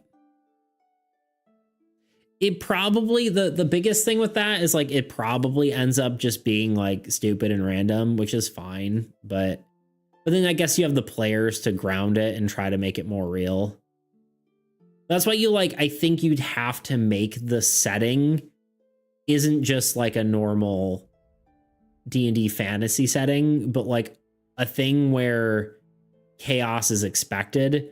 And so that feels like your immersion doesn't get broken. You know what I mean? Yeah, you too, because you're still moderating it. Yeah, I guess so. But yeah, a lot of it's tone, right? Like if you're just like, you know, your normal high fantasy thing, and then all of a sudden there's like some weird stuff going on that doesn't make any sense. Like at least if you're in a setting like this, like where there's like weird chaos stuff, like I think that kind of works. But I don't know. I'm gonna give it some thought. I am a bit worried right now just with the amount of participation. I think we need more in order for this to fully function. Like the first few times we did it, we had, you know, a decent number of people, but I think without it, it could be, it's kind of difficult to know for sure. So I don't know, just thoughts.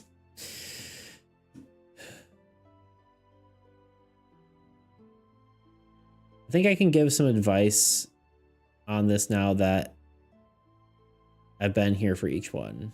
Okay.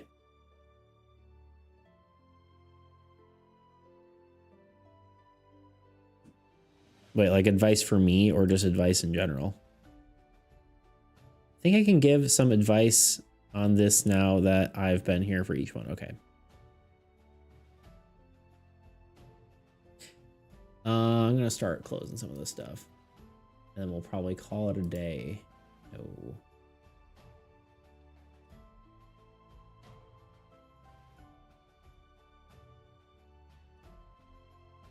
If I was coming in without experience, it would be hard to get into because there's so much pre-existing content. Yeah.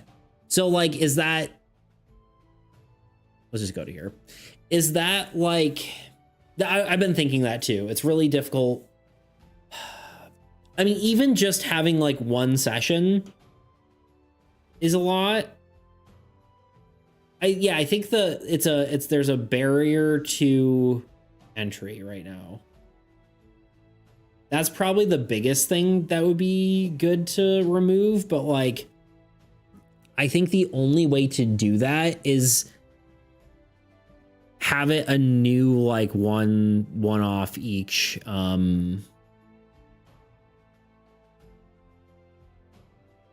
Like a new one shot every single time I go, right? Every time we do a thing, it has to be a new character, new campaign, new whatever.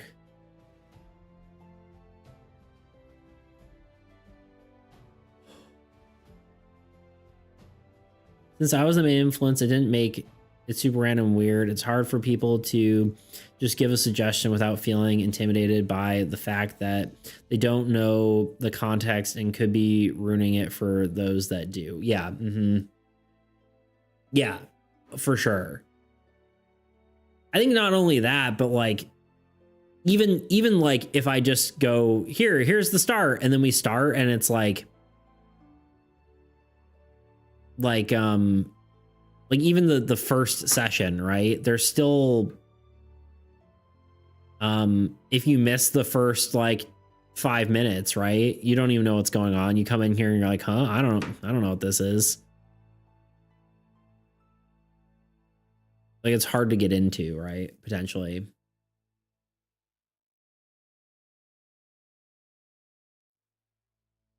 So the second option is really cool because you could ask chat to give suggestions for stuff where you don't need context. Yeah, that's true.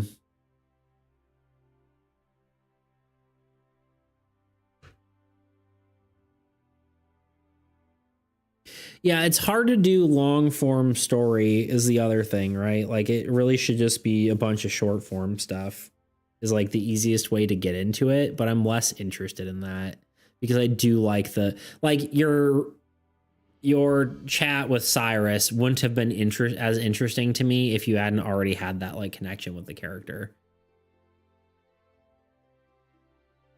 Like if they suggest elements for a room, they don't need context. Or if the character's a character, or if they characterize a character, it's not necessarily necessary to understand everything else. Yeah, that's true. That I honestly, that's like the biggest problem I have with my channel as a whole. Like if we're playing armies against Entropy, like if you don't know the rules, it's not really that as fun to watch, right? At least I assume. Eliminating context or like the need for context is like my biggest struggle with my whole streaming. But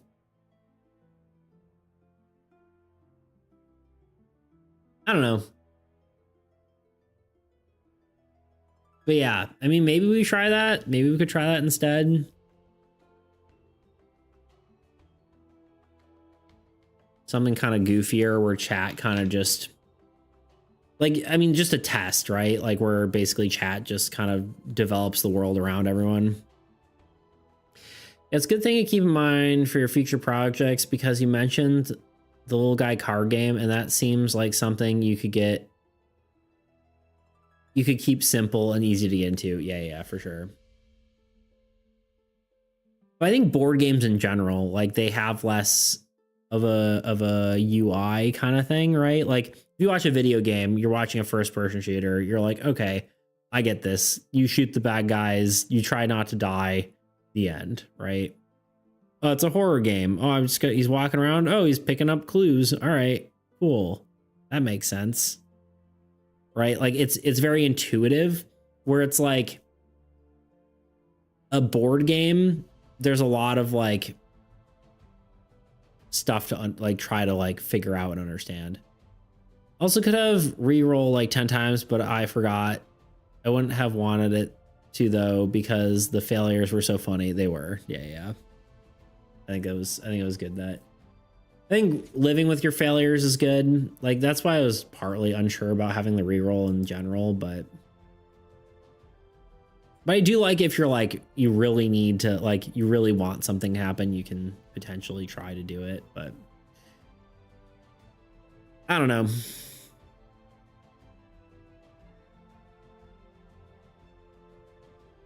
I'm out of thoughts on that. I don't know what direction to take this. I think it needs to continue in a direction, but I don't know what direction that is. So we'll see.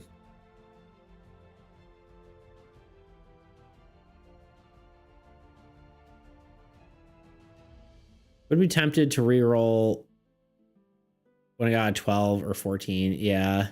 Just to get a worse result. Well, technically I think it's advantage. So you technically get you pick the highest, right? But at least that's, I think, how I have it written.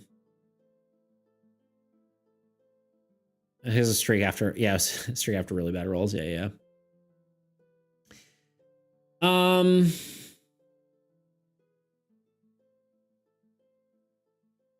Now we can just make me fail. True. Anyway, I think that's all we're gonna do for today. I got some editing to get done. I don't think I'm gonna make my my deadline of getting a video done by the 1st of every month, but I'll do my best. I'll have like the whole video part done. I just need to add some graphics. So I'll probably be a little bit late on that. Because I got to figure out my whole tax situation, tax season, you know. Getting insight on Cyrus made sense, so it was good. Yeah. No, I think that was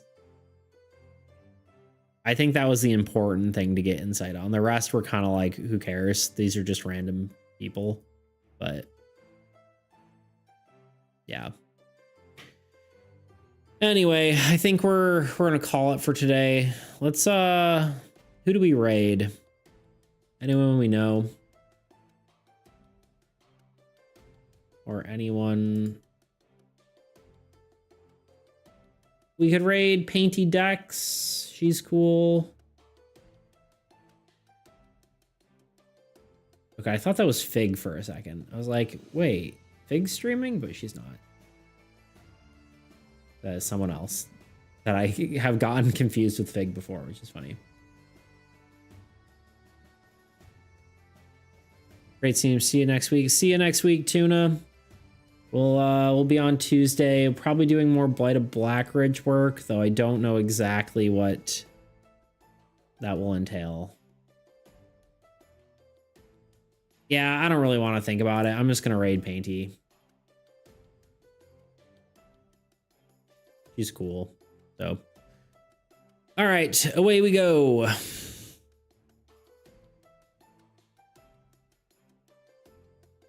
I could search for new people, but I'm not feeling it. I'll raid someone we know is cool. All right, y'all, have a good one. I will see you all on Tuesday. We'll be working on Blackridge, and yep, that's about it. All right, toodaloo. See you later.